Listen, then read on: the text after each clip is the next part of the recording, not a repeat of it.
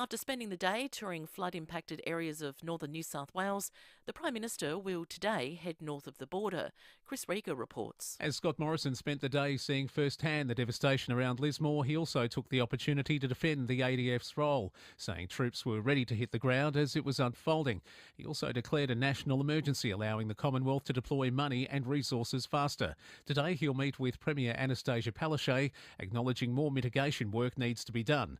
The weather event, which claimed 13 lives in Queensland, will be the subject of an independent review by Disaster Management Queensland. It'll assess the state government's response, including releases from Wivenhoe Dam. The Defence Force will grow to 80,000 uniformed personnel by 2040 under a plan to be unveiled by the Prime Minister today. The proposed $38 billion expansion would see the ADF reach its largest size since the Vietnam War. Ukrainian officials say a Russian airstrike has hit a children's and maternity hospital in the port city of Mariupol. President Volodymyr Zelensky says children are believed to be under the wreckage. Footage shows what appears to be a badly damaged building at the hospital and piles of smouldering rubble. Russia has denied targeting civilians in its assault on Ukraine. Meantime, there are renewed concerns about the Chernobyl nuclear plant. It's been knocked off the power grid. There's been a major discovery off the coast of Antarctica. Explorer Ernest Shackleton's ship Endurance has been found more than a century after it sank. Submersible drones locating the wreck 3 kilometres down. TV historian Dan Snow, who was on the expedition to find the ship, has told the BBC it's in astonishing condition. It looks like a ghost ship. There's several reasons for that. One, it's very, very cold down there. It's below zero down there. And in the Antarctic, there are no wood-eating microorganisms has evolved. There's no wood in the Antarctic, so therefore there's no wood-eating tiny animals there. Now to FIVEaa Sport. All new 2022 Mitsubishi Outlander with 10-year warranty. 10 years capped price servicing at Agostino Mitsubishi. And it's good morning to Tom Wren. And a very good morning to you as well, Mel. Let's start with footy. Adelaide captain Rory Sloane says the team can't wait to begin the season and hopefully surprise a few people. No captain has predicted the Crows will play finals this season.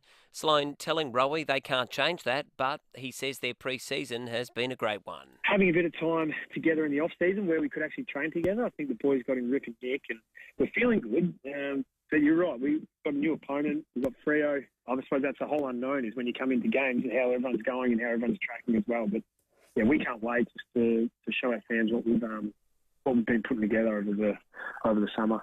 Let's stay with footy. AFL great Matthew Richardson is feeling increasingly confident Tasmania will soon have an AFL team. The league claims it was at the heavy lifting stage of discussions around whether to introduce a 19th team.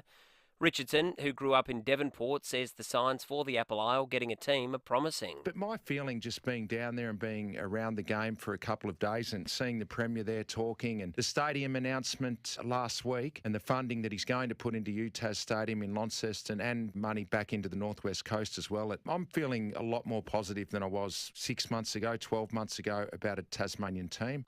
3 games in the A-League overnight with Melbourne City 3-1 winners over Macarthur. Wellington got up 3-2 against Newcastle, while Central Coast and Melbourne Victory played out a 1-1 draw. And Kevin Magnussen will return to the Formula One this season, replacing Nikita Mazepin at Haas.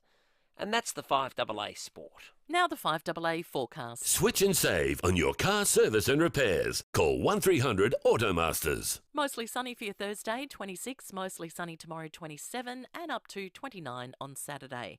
Right now it's 15 degrees. More news as it happens on FIVEaa. David Penberthy and Will Goodings. FIVEaa Breakfast.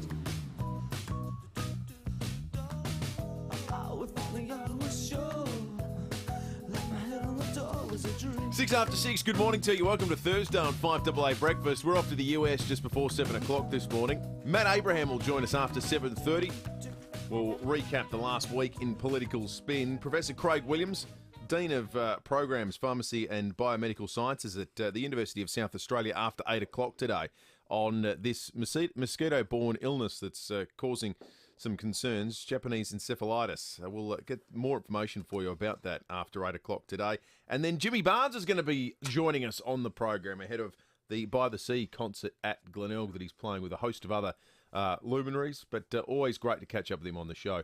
David Penberthy, good morning to you. Good morning, Will. Good morning, listeners. Always great to catch up with Barnesy. The only bummer for us is that the concert that he's playing, and it's a heck of a lineup, Mondo Rock are playing as well, and one of my wife's favourite bands, probably a bit of a lesser-known Aussie band, but they had a hit song called, I think it was called That's When I Think of You, 1927. Do you remember them, Will? 1927? Yeah.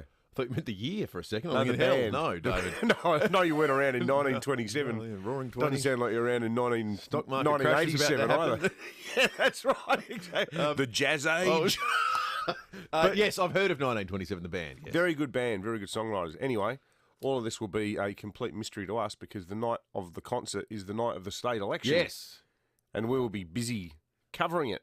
Is it too much raw excitement for one person to go straight from voting to a rock concert, do you think? Well, actually, you know what? I can remember years ago in Sydney, and it was the world's least interesting election. It was the 2003 Bob Carr re-election when the Liberals had been just knifing their leaders for fun in their spare time. Carr was like sort of 80% preferred premier. No one even knew who the Liberal candidate was. And that night I said to the paper, because I was the state political reporter, I said, listen, and there was no internet to worry about. Yeah. I said, I'm not even going to bother going to the speeches. I can catch up with all of them tomorrow. The story, I can write the stories in advance about what's going to happen. And my boss, who was a really good bloke, he said, yeah, mate. He said, don't worry about it. We'll get some of the kids to cover it on the night. They can do all the colour pieces.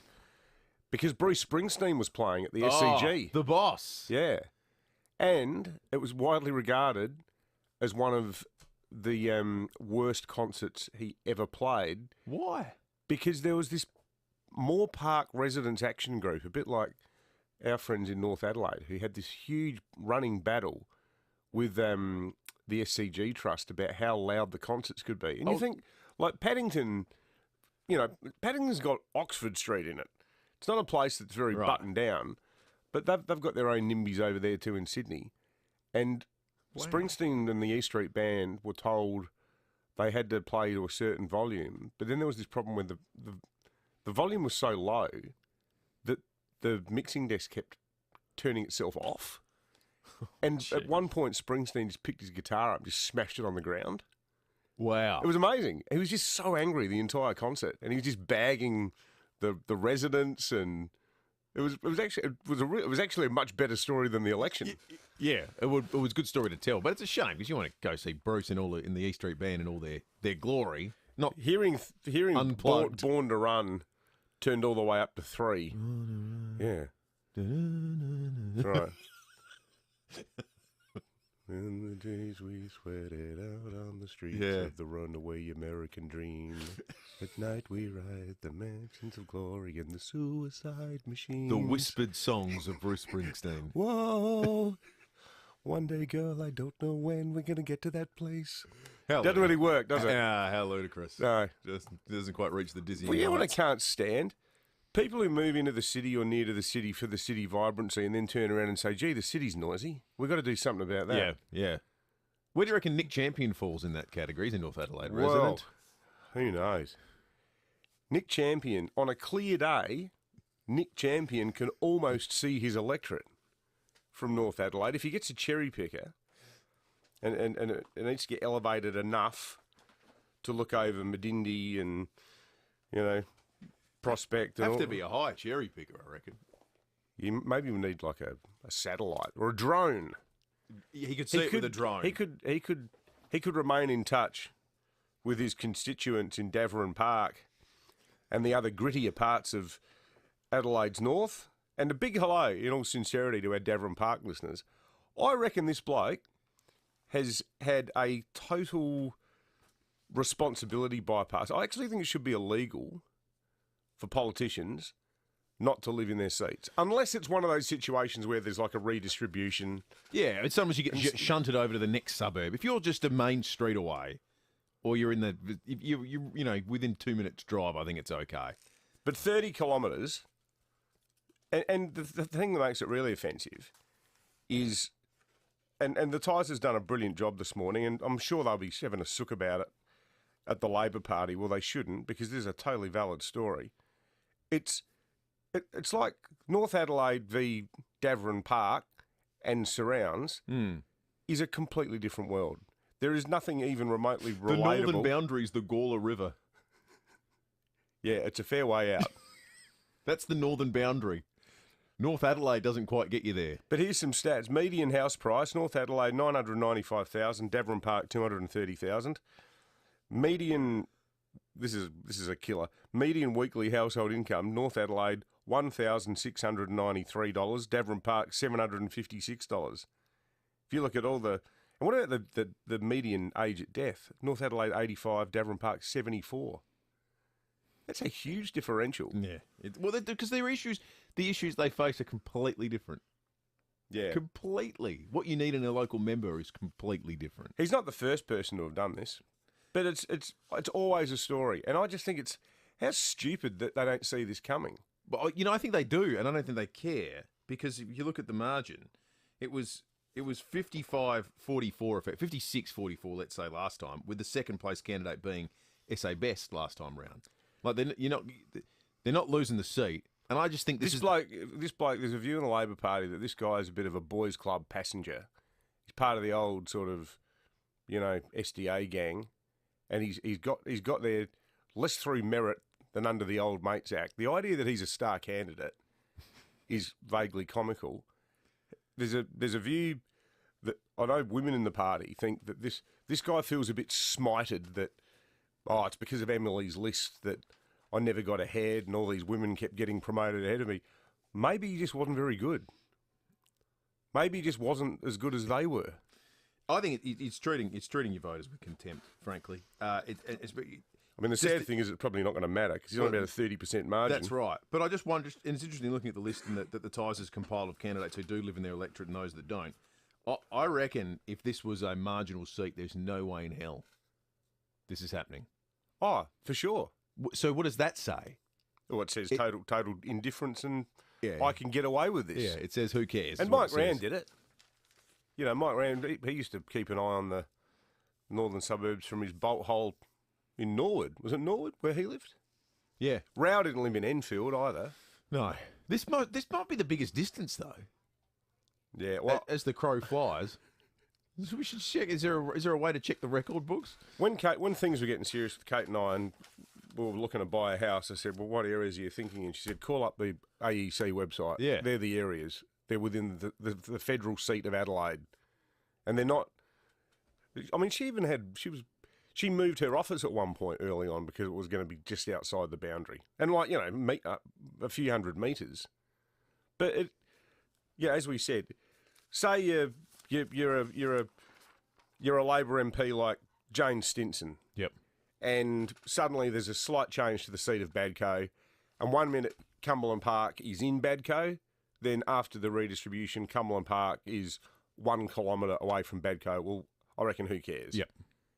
Because the suburbs are completely comparable.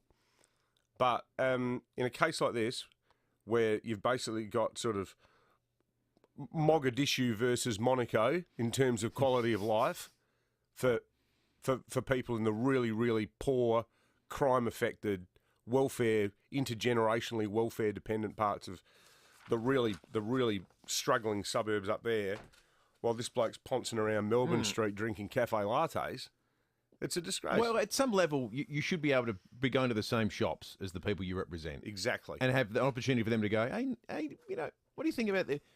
I'm not so happy with this, or someone needs to do something about that, or see that thing over there, that's not good enough. There'll be no crossover. No. He could live his whole life without ever seeing a constituent. Probably duck into the office occasionally, I guess. Well, yeah.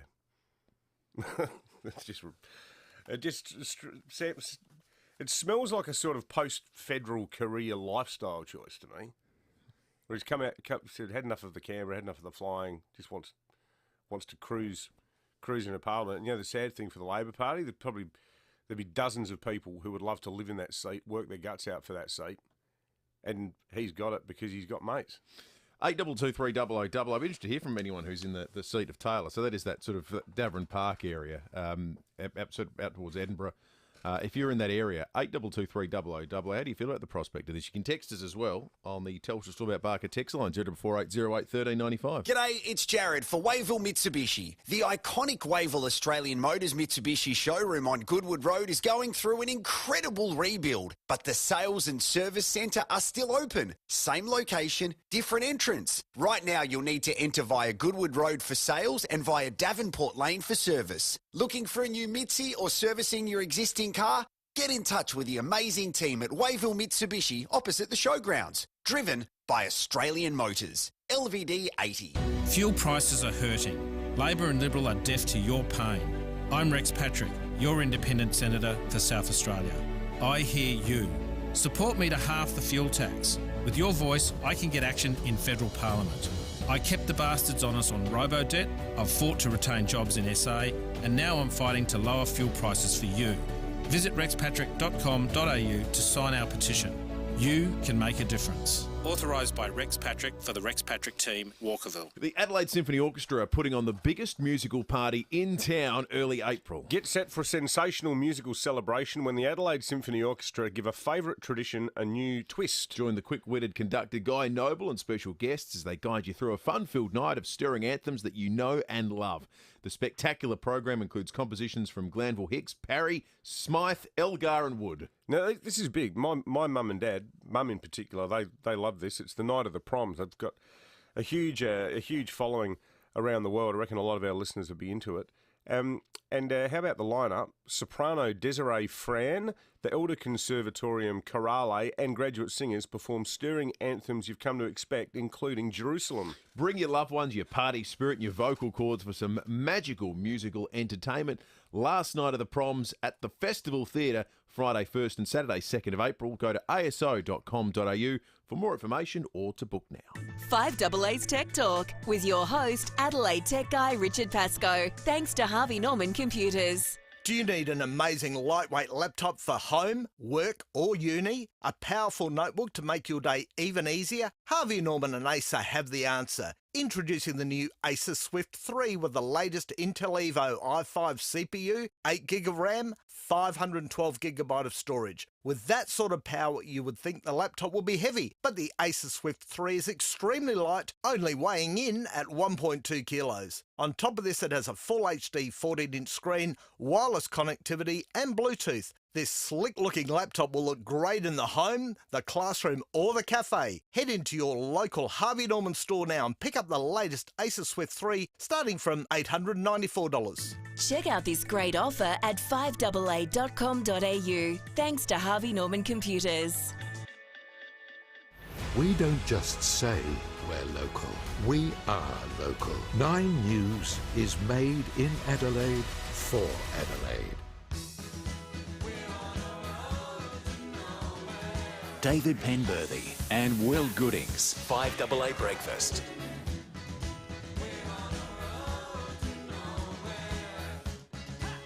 It's 20 minutes after 6, let's get into the news headlines. Australia has recorded its second death of a person with Japanese encephalitis. New South Wales man in his 70s who died last month has been confirmed to have had the mosquito-borne virus. It's now been detected in 4 states, including South Australia. Just what we need to lighten the mood, folks. After coronavirus and Ukraine, along comes a lethal mosquito of death. Just to add some light and brightness to the vibe of the world right now. Stephen Marshall and Peter Malinauskas will go head-to-head at the SA Press Club today. It's the only leaders' debate before that we go to the polls on the 19th of March. That's next Saturday. The pandemic, health and jobs are set to dominate the discussion. Is this the South Australian Press Club thing? Yeah. I don't think I'm going. John Ferguson's going for the Australian today. So sanitised debates, I find.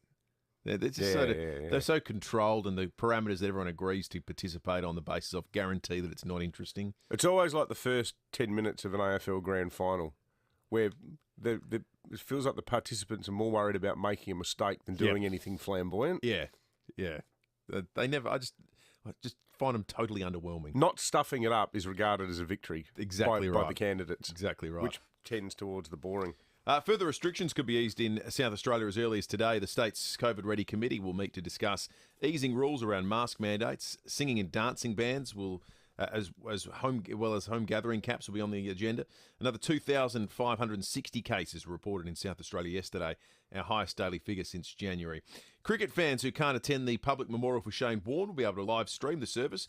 The Victorian government has confirmed a state funeral will be held at the MCG on the 30th of March. A new study is looking at how young people are targeted by alcohol companies via social media. The 3-year study will be undertaken by the Foundation for Alcohol Research and Education and the University of Queensland.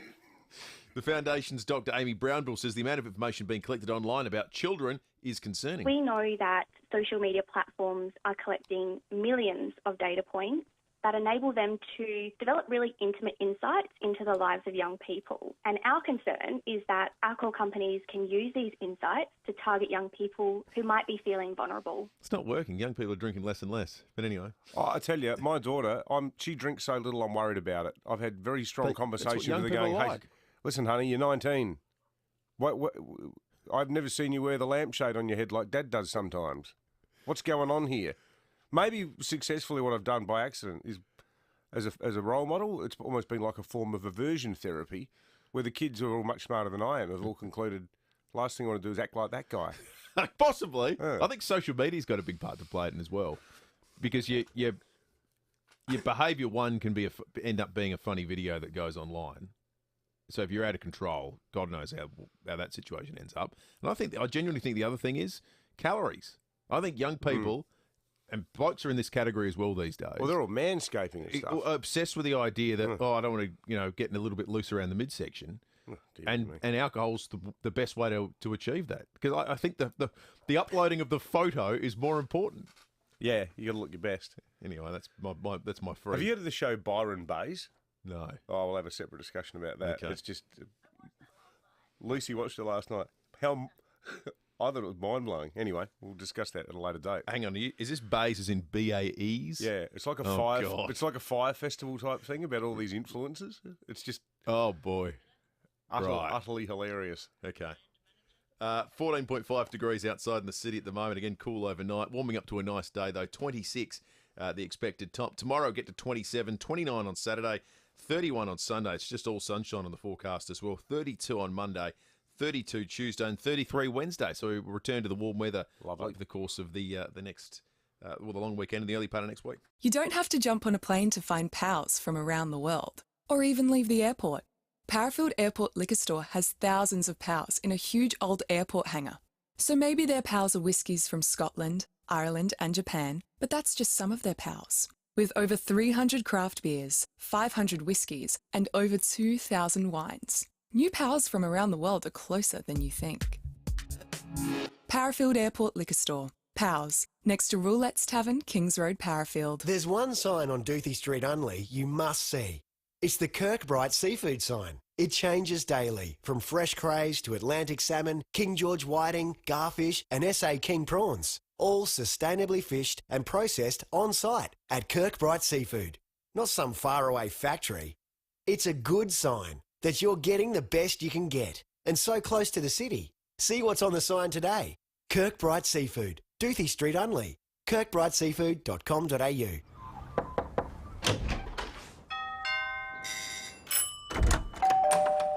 Come on in. We open our doors to people we trust and care about.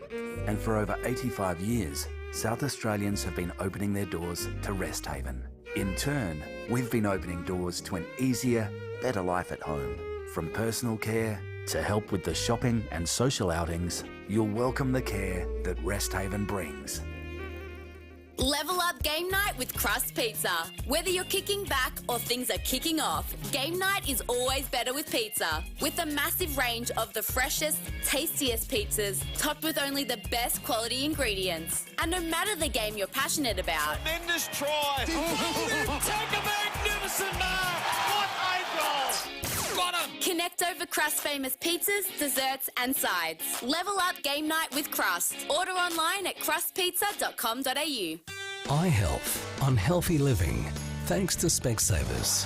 Glaucoma is the leading cause of avoidable blindness worldwide, affecting over 300,000 Australians. Glaucoma Week runs from the 7th to the 13th of March to raise awareness of the disease that is often referred to as the thief of sight. This is a timely reminder to book an appointment with your local optometrist. It's unfortunate in many ways. There actually aren't a lot of symptoms with the chronic form. With the acute form, as I mentioned, there's quite serious eye pain, sometimes up to the point of causing nausea, redness, sudden loss of vision. With the chronic form, really, there's very, very few symptoms that are noticeable in most cases. There are a few signs that your optometrist can look for, so pressure changes, really specific changes in the fine structures at the back of the eye. But in terms of actual symptoms, unfortunately, there's very few, which is why it's so hard to detect. Specsavers, where every eye test includes an OCT Advanced 3D eye scan at no extra charge. Hey, it's Callum here. It's not by chance that Edwardstown Mazda is located bang on South Road. They wanted to make it easy to get your car serviced. Any make or model. Make a pit stop at Edwardstown Mazda. edwardstownmazda.com.au. 5AA Breakfast is streaming live right now. To watch, simply head online to 5AA Facebook or search 5AA on YouTube.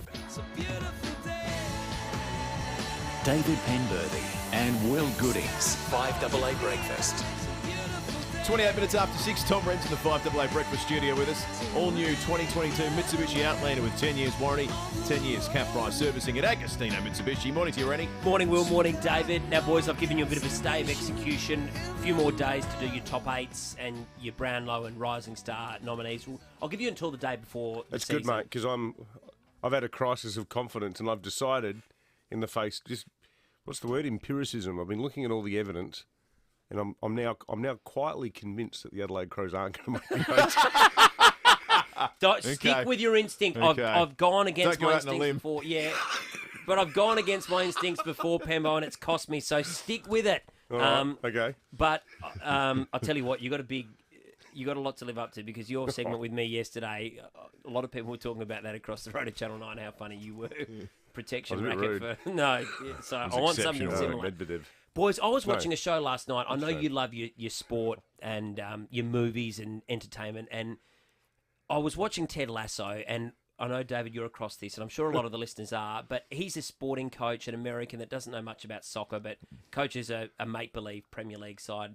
And It's a great show. it's a really wholesome... It's a good family show. Beautiful show, yeah. And if you haven't watched it, you should. And, Will, I think you would love it. But it got me thinking, I'd love to play for a guy like him, and it got me thinking about my favourite sporting movies or shows that, really get me the juices flowing. And Ted Lasso's right up there. Yeah, It's one of those shows where you just feel good. Yeah. And there aren't many shows that make you feel good. Becoming popular, the Lakers not documentary, the fictionalised version, Winning Time's just come out. Huge. Want to watch it. Yeah, I watched the first episode the Good? other night. Fantastic. Just about the 80s and the Lakers. Yeah, it's done by Adam McKay too, the guy who did like The Big Short. So it's a very stylistic form of TV or filmmaking that he does, where there's a lot of talking to camera, a lot of overlay of text and things.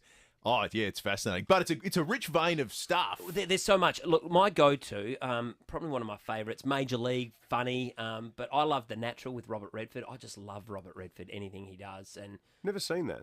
oh, it's just beautiful. I love him. It is. I love him Yeah, as Bob it is Woodward. beautiful. It's a romantic film, isn't it? Good description of it. Yeah, it's just Is it a baseball film? baseball, Yeah. and there's something romantic about baseball. He's way too old to be cast in the main. He looks like he's, I don't know what age he was then. He would have been late 40s, early 50s. Yeah, he's playing this baseball. I can remember as a kid, because I've always loved goalkeeping, and I was a goalkeeper at primary school. I was never particularly good. Actually, no, that's not true. I was Southern District stand-in goalkeeper for SAPSASA, which makes That's not me, bad. at the age of 7, probably one of the 16 most fancied Grade 3 goalkeepers. Well, there, it's rarefied air. Yeah, that's right. Been all downhill ever since. But I used to jump around the backyard practicing all the time. Remember, Dad took me to see Escape to Victory, which is a movie about the soccer team that's formed in the Nazi prison camp, and Sylvester Stallone plays the goalkeeper. He's the American, the goalkeeper. Michael Caine and that are in, aren't they? Hello. I love that film. That's a great I was just going suggestion. berserk in the cinema down in, I think it was Greater Union in Hindley Street. We went to. It's good to Escape have to Victory. That's a great story. That's a good one. And the Jordan Docker. There's so many, Will, that I know. Oh, you yeah. like. I think we were just talking about in the break. Sunderland Till I Die is one of the best sporting documentaries I've watched. But as far as fictionalised things, love Moneyball in recent years. Brilliant. Really thought that was a terrific movie. Outstanding And I choice. can't believe we've gotten this far. Nobody's mentioned Rocky. I will. Oh, of course. I love Rocky. Rocky's awesome. The stairs. And, 100%. Rennie, that was good stuff. Good stuff. Excellent, Tom. Well done, boys. And we found out a little bit more about Penberthy sporting history too. So, Adelaide United, That's about it. If we go down to keeper again. Yeah, that's right. Devil Penberthy. What a save. What a save. Good on you, Mark Rennie. Schwarzer, watch out.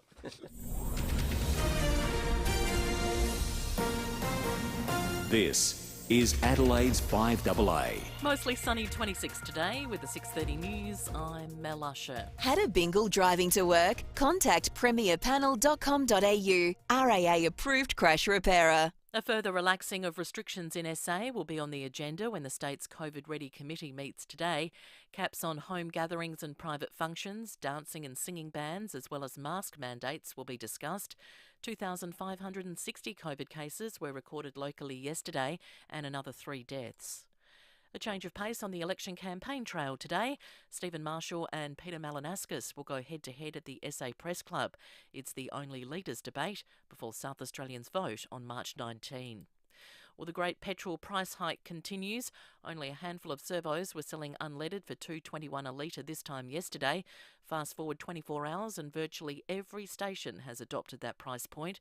But we're still not paying as much as New Zealand motorists, where the price of fuel has passed $3 a litre. That equates to just over $2.80 Australian. The Defence Force will grow to 80,000 uniformed personnel by 2040 under a plan to be unveiled by the Prime Minister. The proposed $38 billion plan would see the ADF reach its largest size since the Vietnam War. Scott Morrison will argue keeping Australians safe is the government's highest priority. Independent Senator Jackie Lambie says the recruitment process is cumbersome and needs to be improved. Right now, I've got kids out there just want to go in there and get diggers. It's taking them 1 hour a year just to get their forms filled in, mate, and actually get in there and get a uniform on. So I suggest they start with their recruiting process. Western leaders are condemning Russia for ignoring a ceasefire in Ukraine to allow civilians to evacuate. Meantime, Ukrainian officials claim children are buried under rubble following an airstrike on a hospital.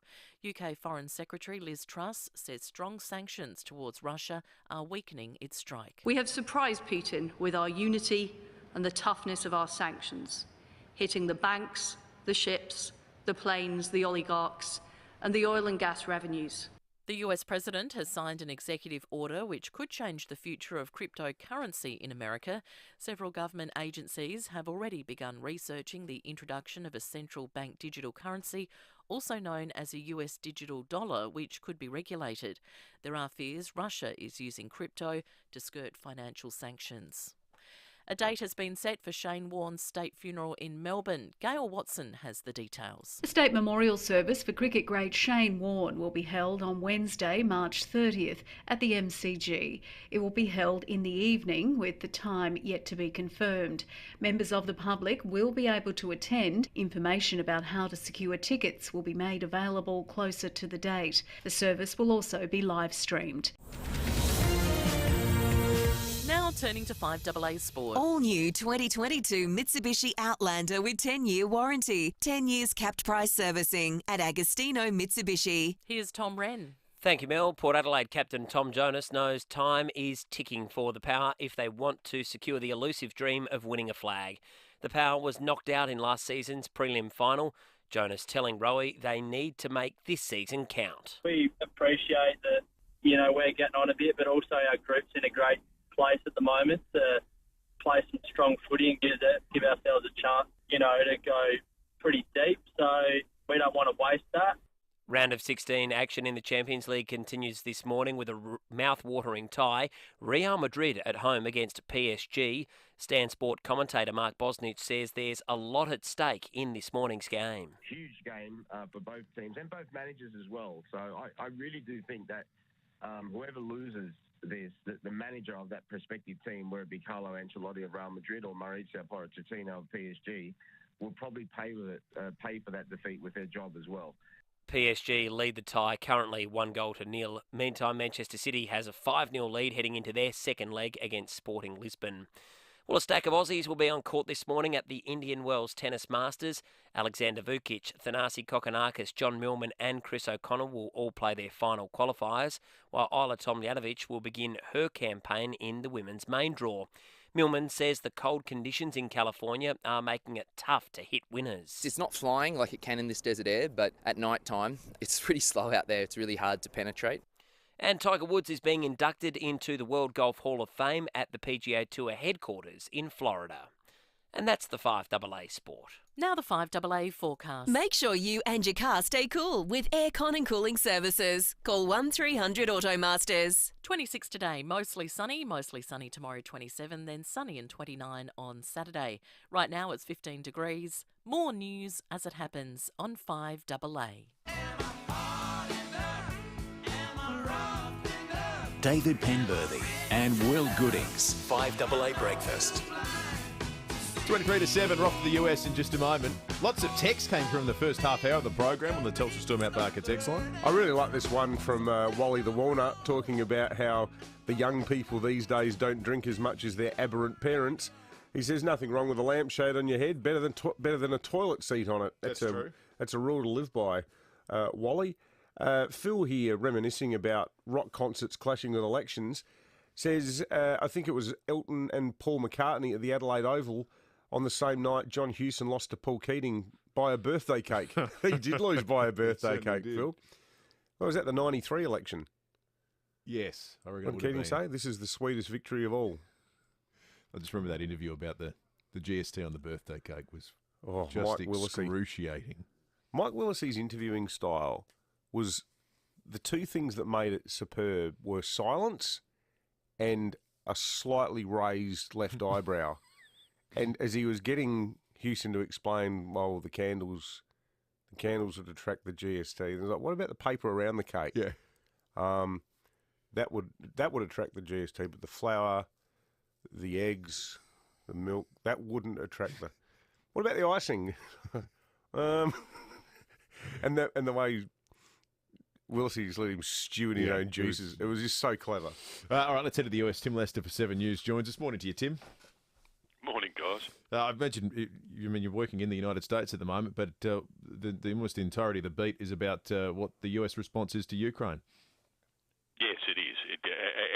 This morning, the White House Press Secretary Jen Psaki essentially giving the White House response with a scathing assessment of this bombing on the maternity hospital in Mariupol, suggesting that it is barbaric and horrifying. So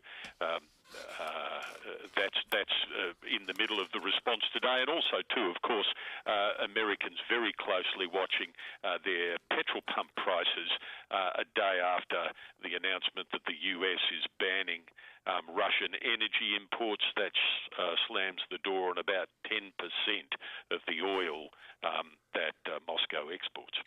Hey, Tim, as luck would have it, I ran out of juice this week and I filled up my newish Toyota Kluger Hybrid, the ultimate family car, yesterday down the road at the servo.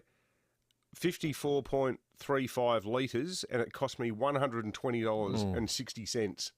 The first time I've paid more than $100 in my life for petrol. Never happened to me before. What are prices doing in the US? Well, the price, they're touting the highest ever average pump price across the company today. The country today, the American Automobile Association says it's at $4.25 US a gallon. Now, if you do the numbers on that, it comes out at $1.52 Australian a litre. So don't expect Australians to cry for the price Americans are currently paying. They've always had it cheaper, and of course the US produces a lot of its own oil. $1.52 sounds terrific. Yeah, compared to what I paid it on the run. Thank you, Tim. Tim Lester for 7 News in the US. I did my usual routine where if prices are high, I only put 20 litres in. And if they're low, I'll fill up. So I put 20 litres in. It was over $40. It's amazing, isn't it? $44 or something. Like the Hilux was a lot more expensive to run. And I reckon I did like $97, $98 a couple of times filling up the Hilux with diesel. But the cheapest yesterday, and even though the car says must use premium unleaded. I reckon premium unleaded, you're better off filling your car up with Hill of Grace. It was $2.50. Please don't do that. No, I wouldn't actually. No. I'd tell you what, I'd be sucking on the exhaust pipe if I did. Or don't do the alternative and fill yourself up with premium unleaded. That's right. Okay? Exactly. Well, for the Saturday's very flash dinner party, we're going to be matching the beef carpaccio with some premium unleaded. Is that Ron 95? Yeah, that's wow. right. Well, I know where you got this. That's from Caltex. But I'm just looking at the numbers now. It seems like a typo. $120.60 for 54.35 litres of petrol. Just amazing. It is ludicrous. Text us on the Telstra Storm Out Barker text line with your thoughts, 0448 08 1395. Or you can call us on 8223 0000. We've got police and weather coming up in just a moment. But first, let's check traffic for the first time this morning. Get your tickets before midnight Friday for the Hospital Research Foundation Home Lottery's $2 million early bird prize. Thanks, Will. Lade Crayfus West got maintenance works on the freeway down track near Waverley Ridge Road. One lane closed, speeds at 40. Fairbertson, look out for road plates causing a hazard. Port Road near George Street. And Beverley got some gas main work kicking off pretty soon. Grange Road near Holbrooks Road. One lane will be out of action. Busy Port Road Station Place to Park Terrace with cameras Grants Gully Road, Clarendon and Old South Road, Old Ranella. What's better than getting a mouth-watering Krispy Kreme original glazed donut? Getting 4 of them. For a limited time only, get the $10 4-pack for just $8 at OTR stores. Adelaide's most accurate traffic on 5AA. Fuel prices are hurting. Labor and Liberal are deaf to your pain. I'm Rex Patrick, your independent senator for South Australia. I hear you. Support me to half the fuel tax. With your voice, I can get action in federal parliament. I kept the bastards on us on robo-debt, I've fought to retain jobs in SA, and now I'm fighting to lower fuel prices for you. Visit rexpatrick.com.au to sign our petition.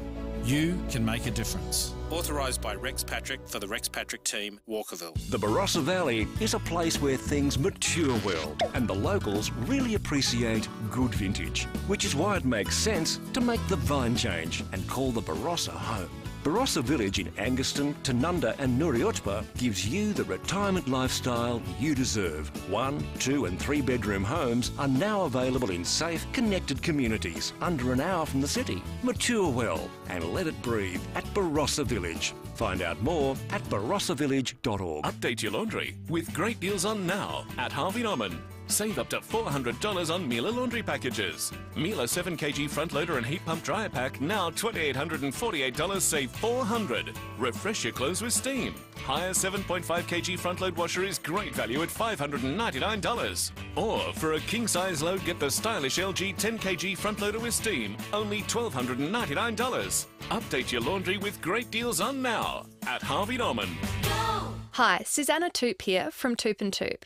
Landlords, we've got some exciting news. Toop & Toop have just launched a brand new solution that gives you exclusive access to pre-screened tenants up to 2 months in advance. You can secure quality tenants and save yourself hundreds of dollars in advertising costs. This new innovation is a total game changer for landlords. At Toop & Toop, you can find your next tenant sooner. To tap into this incredible network, simply head to toop.com.au or give us a call today.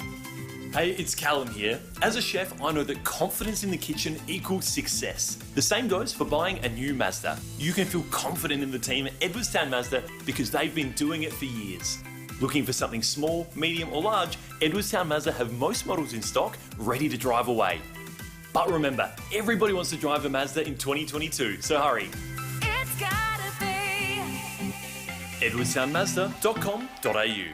LMVD 207428. We don't just say we're local, we are local. 9 News is made in Adelaide for Adelaide. David Penberthy and Will Goodings. 5AA Breakfast.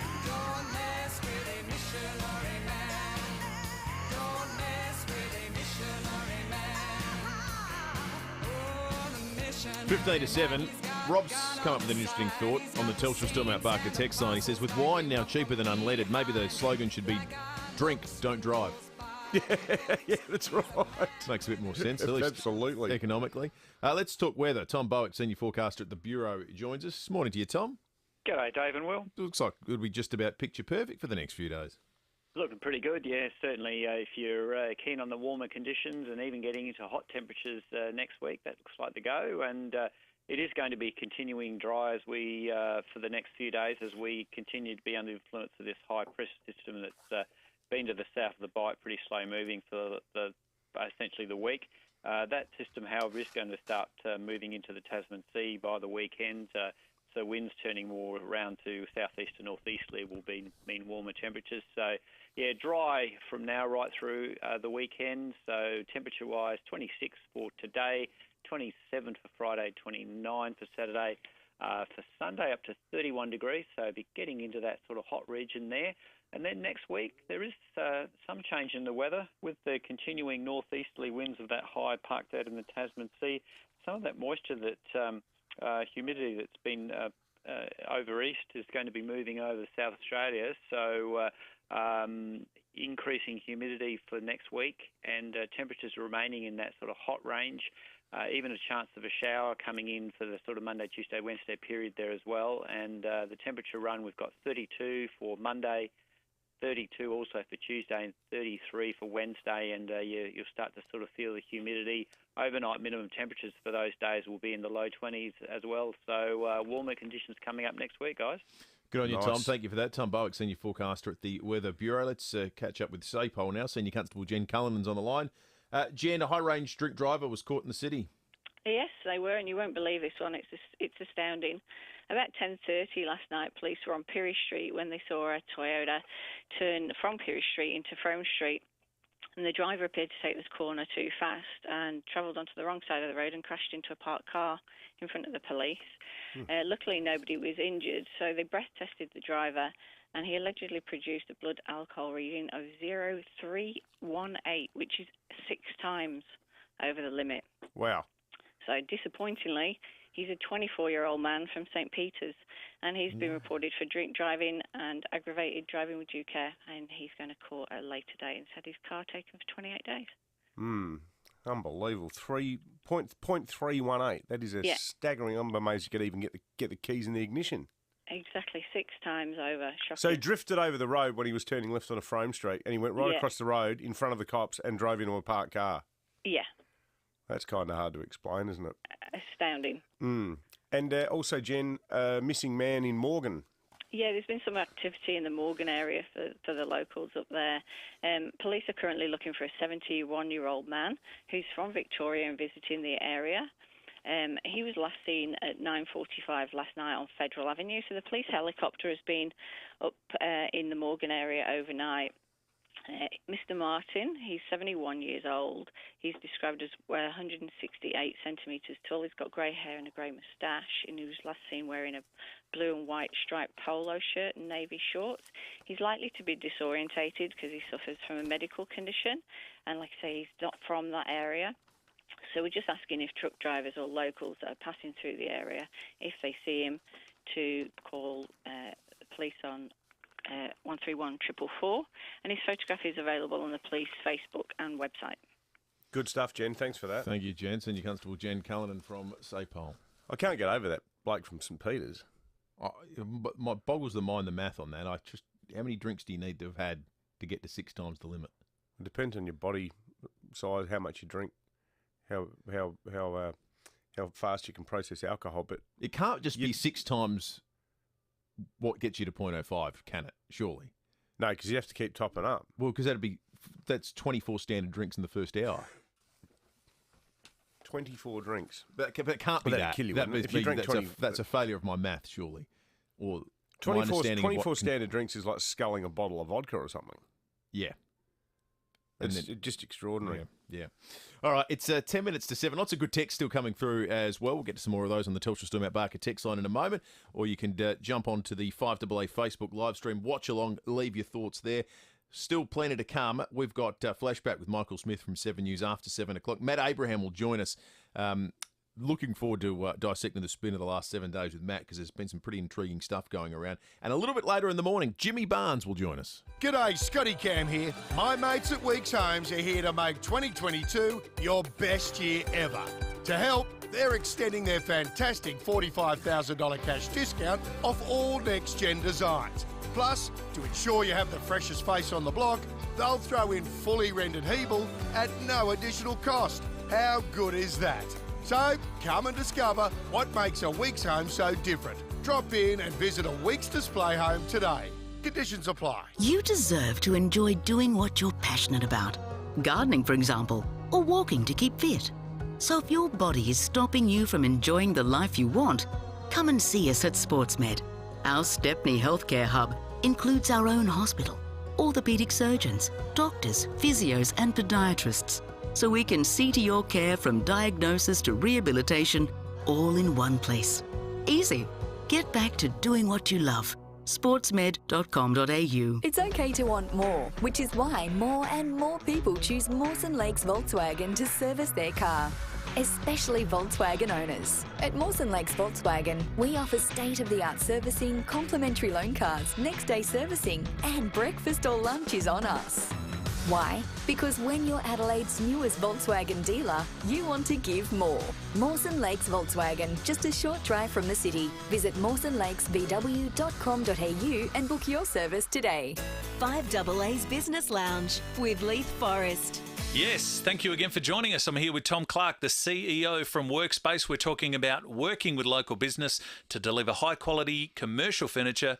Welcome back, Tom. Hi, Leith. Workspace furniture, not only designed and sold here in SA, but it's also manufactured here too. That's right, Leith. Our 12,500 square metre accredited manufacturing facility is based right here in Melrose Park. We produce all of our furniture, ship around South Australia and nationally on our own fleet of semi-trailers and local delivery trucks, installing across the country. And you've got 150 employees. Absolutely. 150 people nationally, 110 of those based right here in SA. We've seen a lot of the industries affected by COVID. Why is it more important than ever to support local? Keeps jobs in our local economy, supports all of us moving forward, and it helps our customers with quality. We've been around for 110 years, so we're there for all of their follow-up needs. Thank you, Tom. Make space work. Go to workspace.com.au. That's workspace.com.au. 5AA Breakfast is streaming live right now. To watch, simply head online to 5AA Facebook or search 5AA on YouTube.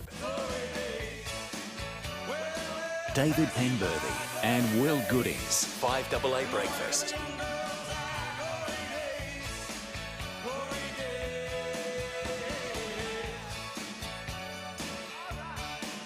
Six minutes to 7.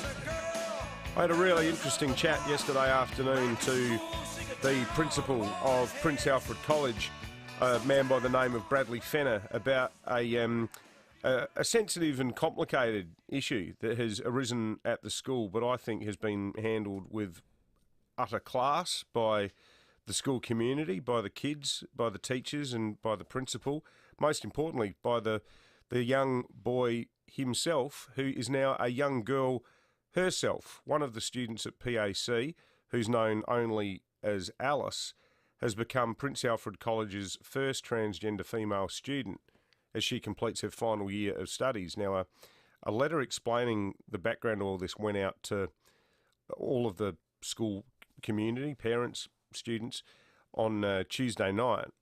And this followed what has been, well, Mr. Fenner himself described it to me when we had a background chat yesterday afternoon after I was provided with a copy of his letter.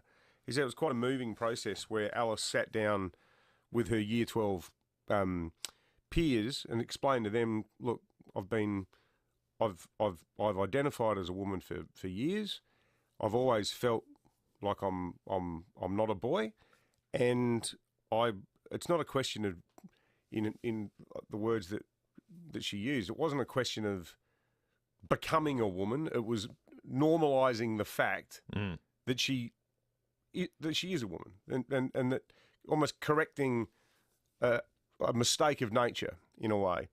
Now, there's all sorts of issues that this raises. One that I instinctively sort of raised an eyebrow at was, well, hang on a minute. So PAC was established by the Methodist Church in 1869 as an all-boys school. Although I understand from a mate of mine who used to go there that apparently during World War II they had, for a brief period, there were a few girls who were allowed to go there during World War II and graduated. But overwhelmingly, it has absolutely only ever been an all-boys school in the way that Saints is and Ross Trevor and so on.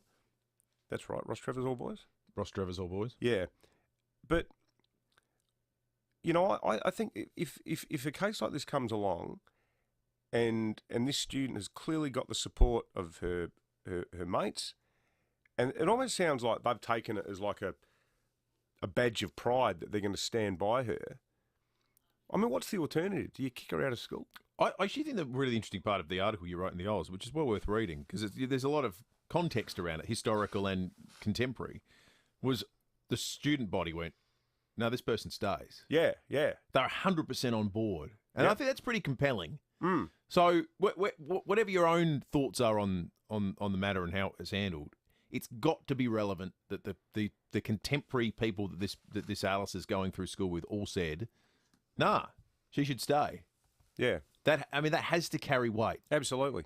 There's no distraction there then. There's no, and the kids have got a pretty good eye for, or a nose for sniffing out if something's, rubbish. Yeah, exactly. And if it was some sort of, I mean, I don't know anything about the case of Alice, but what I do know is that clearly throughout history there have been people who've just been sort of in the wrong body. Yeah. And, there's broader discussions around transgender sort of politics and what have you. But I think when you put it in the context you just put it in, Will, which is Alice is like our mate. Mm. We've grown up. She's in the final year of her schooling. There'd be kids there at PAC who've gone there with her since reception, if she started that early. Mm. So what? 7 months away from matriculating, do you say to her, "Sorry, you got to leave now"? I think that it's a very hugely compassionate thing. I know some people balk at it, but I think the school has actually done itself proud with the way it's handled this. Robbie Williams is in Australia at the moment shooting a biopic, Better Man. It's big film. I'm surprised about this. 2,200 people will be directly employed in it. We're getting these figures because the Victorian government have obviously kicked in some money to get him. $107 million they're saying it'll inject into the economy over there. So because he's here been filming, he's going to do a random show over in Melbourne at Rod Laver Arena on April 30. The Victorian government paid him. Well, hey, I'm guessing. Whenever I see, there's a movie coming to town it's going to create this many jobs and it's going to boost the economy by this much, I start seeing government spin department. Oh, yeah. Because I see that I can feel that algorithm is being applied that says we put in this and it's created this many jobs and this much activity. I don't know. I'm not as keen an observer of Victorian politics as I'm in South Australia, but it has that whiff of it. He's coming. He's doing an impromptu show in Australia as a result of that. Not here in Adelaide, but there is one big name coming to Adelaide. I got the biggest get out of jail free card in the world. I want one of those. Oh, you ain't never get one like this. Hey, honey, I'm gonna take a ride to work with Lenny. Don't worry about forgetting the 20th. I'm sure you'll remember the 30th. I love you. Yeah, sure you do. Deep down. Chris Rock, star of Grown Ups, stand-up comedian, big name on the circuit, has announced his Australian leg of the Ego Death World Tour for this year. I was going to say next year. I'm still not used to 2022. You better get used to it. Yeah, 1/6 gone, mate. 3 months in. First tour in 5 years that he's done. So he'll be here in Adelaide on the 17th of August, playing at the Entertainment Centre. Chris Rock. I'm not familiar with his work. I've never watched any of his stand-up. I'm probably more familiar with the movies that he's done. But he voices the zebra in Madagascar. I'm guessing it's probably not going to be it's not going to be a Madagascar crowd for Chris Rock stand-up, from what I've seen of it.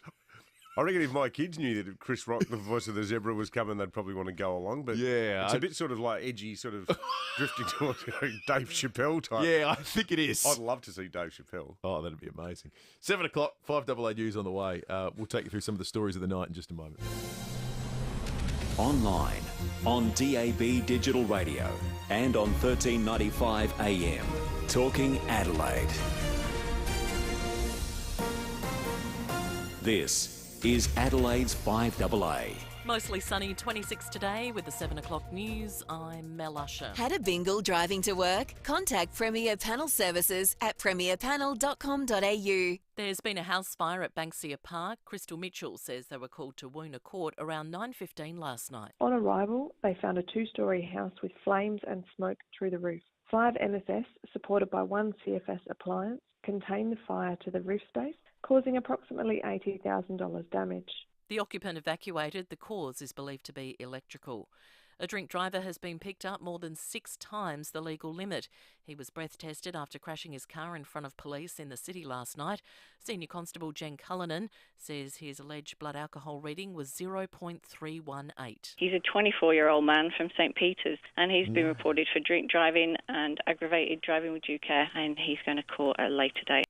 Further COVID restrictions could be eased in SA as early as today.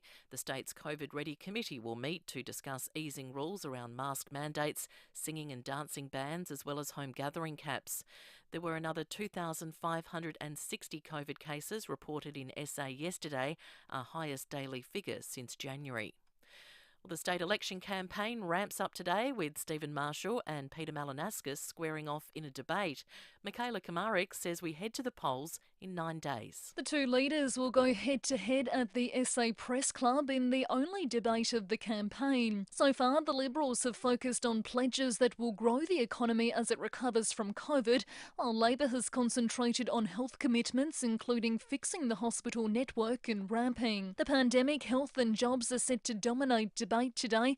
We head to the polls in just over a week on March 19. Prince Alfred College is breaking with tradition to welcome its first trans student. Alice, a male who's transitioned, will complete Year 12 at the Adelaide School this year. A special uniform is being designed for her. The Victorian Government has confirmed that Shane Warne's state funeral will take place at the MCG, and the service will be held on the evening of Wednesday, March 30. It will also be live streamed. 2 weeks into its invasion of Ukraine, Russia has accused the United States of declaring an economic war. Michael Genovese reports. The claim from the Kremlin is a direct response to the US cutting off Russia's oil imports. In the past 24 hours, McDonald's, Coke and Starbucks have all stopped trading in Russia. The country is now the most sanctioned in the world. Credit agencies are warning Russia could default on its foreign debt as early as next month. Today is World Kidney Day, and Kidney Health Australia is calling on people to visit their GP and get a checkup. Kidney disease affects 1.7 million people in Australia, but a staggering 1.5 million are not even aware they have it. Kidney Health Australia's CEO, Chris Forbes, says people who are in a high-risk category, including those with diabetes and high blood pressure, or those who have recently had COVID. If you've had a severe COVID infection, been hospitalised, etc., some lingering after effects on the kidney. So what we're saying there is, as part of living with long COVID, if you've had a severe infection, then we really encourage you to talk to your friendly GP and get a kidney health check as well. Now turning to 5AA Sport. All new 2022 Mitsubishi Outlander with 10-year warranty. 10 years capped price servicing at Agostino Mitsubishi. What's happening at West Lakes, Tom Wren? Well, Mel, Adelaide captain Rory Sloane believes the group needs to improve its finishing work if it's to take the next step.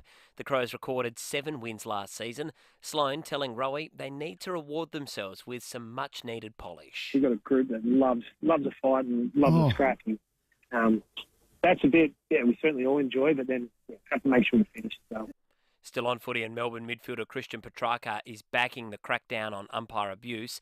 The Demons conceded several 50-metre penalties during a practice match with Carlton for talking back. Petrarca telling Fox Footy the players must learn to show more respect to the umpires. The umpires have the hardest job in the game. They've got arguably 44 players who aren't on their side, all the bench, and 80,000 people who are yelling at them from the sideline. So we understand that, and I think it's a great rule. To tennis, Aussie Alexander Vukic has just hit the court in his qualifier for the Indian Wells tournament. South Aussie Thanasi Kokkinakis will come up against Canada's Vasek Pospisil a little later. Plenty of European Champions League action on again this morning, with Manchester City and Sporting Lisbon locked at 0-0 about half hour into their match, while there's also been no goals in the first half hour between Real Madrid and Paris Saint-Germain. And Kyrie Irving has posted 50 points for Brooklyn in an NBA win over Charlotte. Aussie Paddy Mills scored 12 from the bench. And that's the 5AA Sport. Now checking 5AA traffic. Get your tickets before midnight Friday for the Hospital Research Foundation Home Lottery's $2 million early bird prize. At Cravers West, got maintenance works on the freeway down track near Waverley Ridge Road. One lane closed, speeds at 40. Beverley got some gas main works kicking off soon. Grange Road near Holbrooks Road and Theberton. Look out for road plates causing a hazard. Port Road near George Street, speeds at 40. Busy at the moment, Anzac Highway on the way into the city near Marion Road. Am got cameras 12th Street, Gawler South and Sheriff's Road at Morfettville. The King 45th anniversary sale ends soon. Save up to 50% on Australian design award-winning furniture. Sale ends soon. Visit the King Keswick showroom today. Adelaide's most accurate traffic on 5AA. Now the 5AA forecast. Switch and save on your car service and repairs. Call 1300 Automasters. Mostly sunny, 26 today. Mostly sunny tomorrow, 27. Saturday sunny and 29.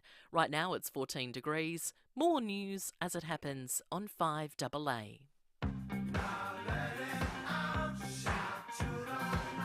David Penberthy and Will Goodings. 5AA Breakfast.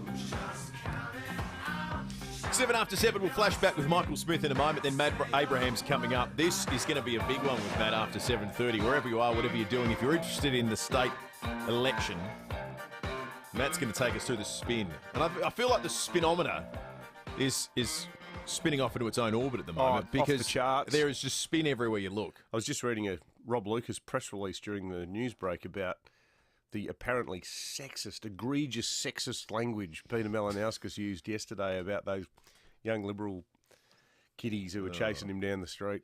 That's the Liberal arm. That's the sort of the equivalent of the CFMEU poster, isn't it? It's like with friends like these moment for the Liberal Party in South Australia. Yeah, I reckon they did him a favour. Totally. Nobody looked at that scene and went, yeah, I'm with the guys running along behind Peter Malinauskas in the homemade shirts that Mum ironed. Yeah, and this is it. Like, and this is sort of like, you look at them up close and they're like, wow, we've really got him this time.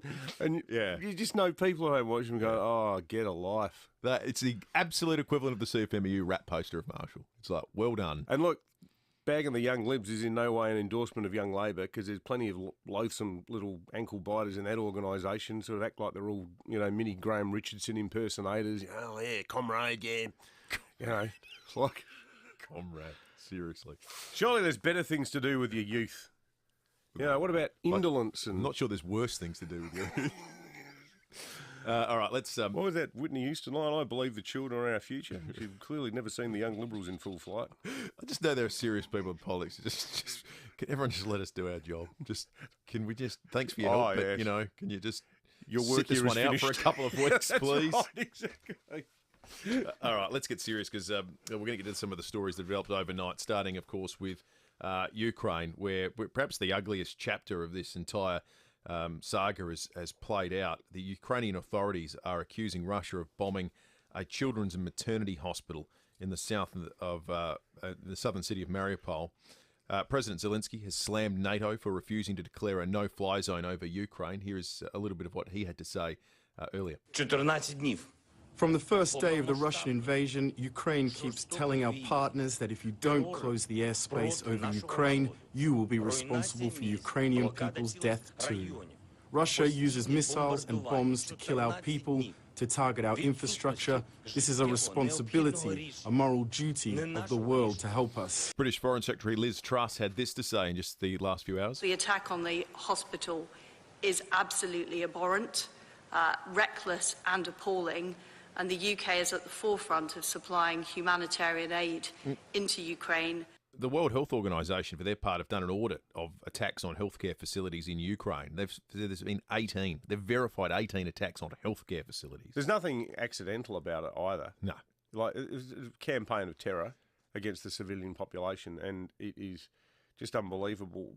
On the heartening side, though, I read a couple of articles yesterday, and I always take these pieces with a grain of salt because you sort of think, because there's a natural human tendency towards barracking for the good guys. Yep.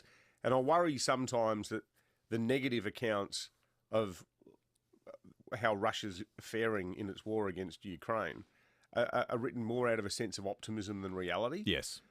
But there are a lot of articles now about how, with the onset of winter, how there's, Russian tanks, Russian vehicles that are basically getting stuck in the snow, and the level of the Ukrainian resistance has totally blindsided Putin. There was a report that one of his senior military chiefs had advised him that Kiev would fall within 2 days. Well, that has not happened. And, you know, as horrible as the human cost will be, and it's already been horrible, in a tactical sense, the idea that overnight Ukraine would become a subservient vassal state of Russia clearly has not materialised. And Dopey Vlad might have just waltzed into his own Afghanistan. Potentially. There is a propensity to confuse reports of Russian losses with the likelihood of a Russian loss. And it's very different things. Losses have been far greater than any side that either side predicted. But I think it's a stretch to suggest at this time that the end result of this, in the absence of something changing, isn't Russia win this war. Given how much more firepower they've got to come. That's right. And win is such a simplistic term in the sense that we understand conventional warfare. There'll be an insurgency and things that could last forever after this time, and we've seen it ourselves in places like Afghanistan, that ultimately what was victory at once becomes a loss later. And that might be the case here. But yeah, you're right. I think it's a good point to pause sometimes at reports of this. Really intriguing situation yesterday where Poland committed to give their entire air force of MiGs to Ukraine on the condition that the US would supply them with an equivalent an aircraft series of aircraft with equivalent capabilities, saying, we're your ally now. We probably should line up our hardware. And the US said, well, hang on, we never agreed to this. The Poles just came out and announced that's what we're doing. And the US said that might be a little bit of a bridge too far. And it was an awkward moment for this alliance that we've got, well, for NATO, frankly. But Poland's in NATO, isn't it? Yeah, it is. Yeah. It is. But the UK came in overnight and said, look, what we're going to do, the US obviously concerned this would be seen as an escalation. The UK came in and said, well, what we're going to do is fill the breach with anti-aircraft weaponry, because that's what President Zelensky's been saying is the biggest issue at the moment. The UK is saying, well, look, these things can only be used defensively.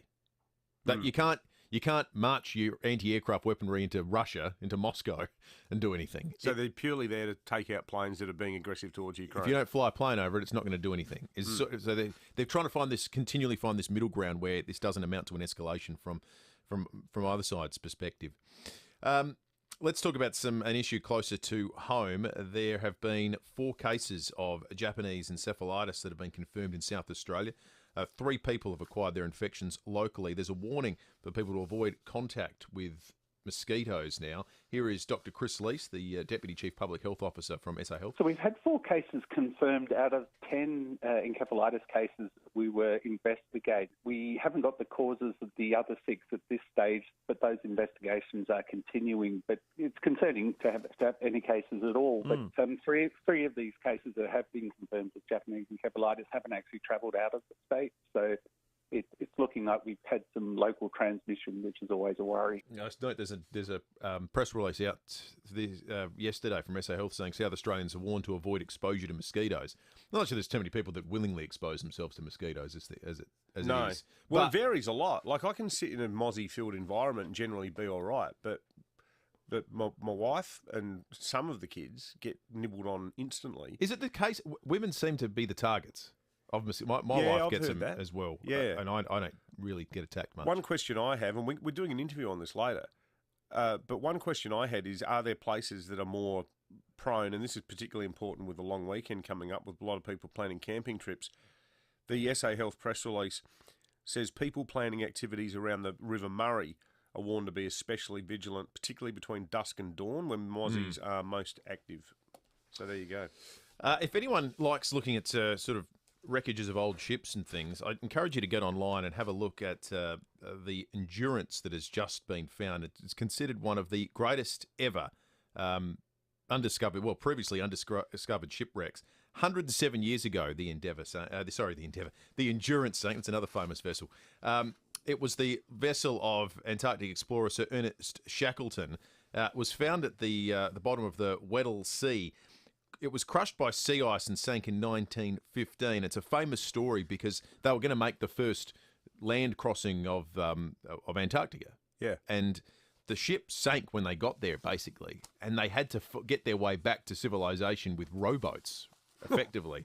It's a just remarkable maritime story. The reason I encourage people to check it out, whether you're familiar with the tale or not, is because of the place it's managed to sink. Is the water's so cold, the sorts of creatures that usually jump onto boats and things that have sunk and you cause them to deteriorate don't exist there. So it is kept in perfect condition. It's like a museum piece. There is footage of the submarine that's gone down. You can see the endurance written on the boat as though it's just about like it was brand new. The ship's wheel looks amazing. It's just preserved like nothing we've ever seen. Factory.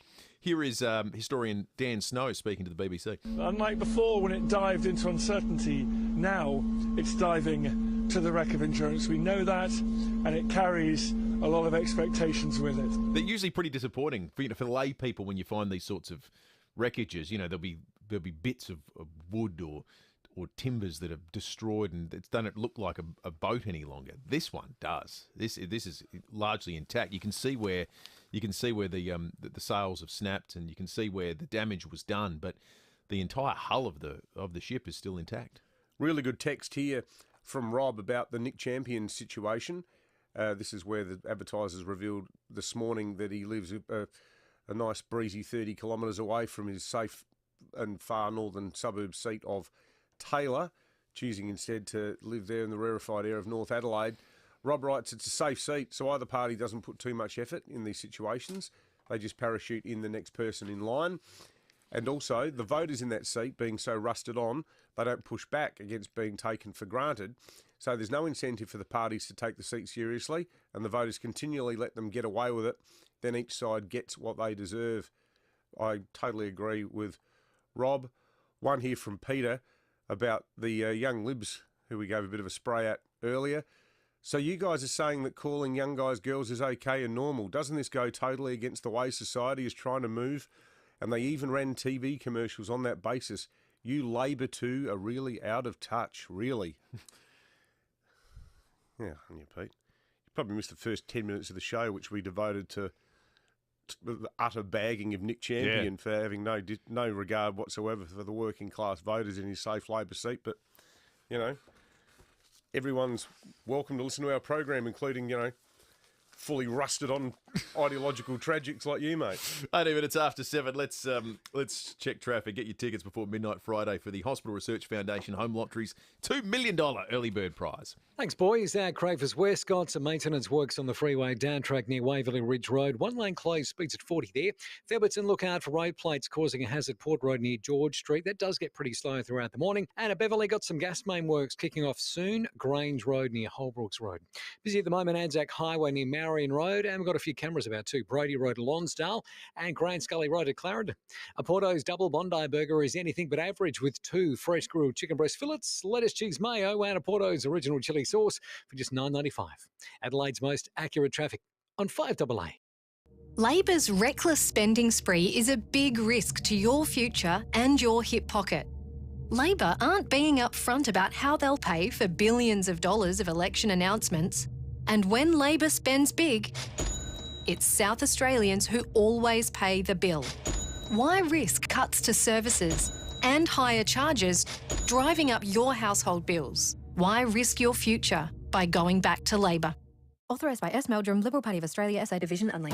This is your last chance to double your fun. You have until midnight tomorrow to win big in the Hospital Research Foundation Home Lottery. Don't miss your chance to live mortgage-free in Somerton Park with 2 fully furnished Scott Salisbury homes to be won. Time is running out. The deadline is midnight tomorrow. Join the fight for cures, better treatments and improved care by purchasing your tickets today at homelottery.com.au.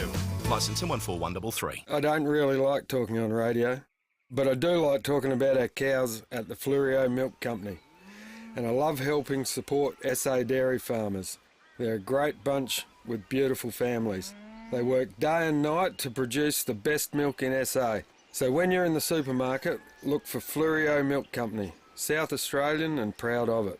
I'm getting good at this. FIVEaa Milk Company, celebrating 15 years of SA business. FLURIOMilkco.com.au. Every day they tell you their news is local. And every day they bring you news made in Sydney. Watch the news you can trust. Adelaide's 7 News. Made right here mornings, afternoons and 6 p.m. every night. For over 38 years, Steinborner Automotive has always been well worth a trip. And right now, Steinborners are the place to go for top dollar on your trade-in. They will do any trade, and this month they're offering a further $1,500 bonus on all trade-ins. So go out to one of Steinborner's 8 locations for Hyundai, Mitsubishi, Ford and SA's best range of used cars. View all their used vehicles at steinborner.com.au. Steinborner Automotive. It's well worth a trip. We don't just say we're local. We are local. 9 News is made in Adelaide for Adelaide. David Penberthy and Will Goodings, 5AA Breakfast. 21 minutes after 7, Matt Abraham after 7:30. Let's flash back right now, though, with Michael Smith from 7 News. Michael, good morning to you. Good morning, Will and Dave. On Flashback this week, we're remembering a time when there was only one AFL team in this town, back in the days of the Weed, Jamo and Godra, when Bone was the skipper and Cornsey was the coach, and Channel 7 launched a live, loose and local show to celebrate the team called The Crows Show. Do you remember that? Yes, absolutely do. It came from the old 7 studios at Gilberton. Kids would line up round the block in their Crows Guernseys with their scarves on to be part of the studio audience and get a Balfour's pie or pasty. Originally produced and presented by Andy Kay, who's now the boss at Channel 7. Also featured the likes of Max Stevens, Bruce Abernathy. Knuckles Curley was on there a lot, providing analysis of the game. You might remember the kids would be in the studio audience and they'd take part in the Crow Kick to try and win all sorts of prizes. Interestingly, James Brayshaw got his first TV start on The Crow Show back in the early 90s.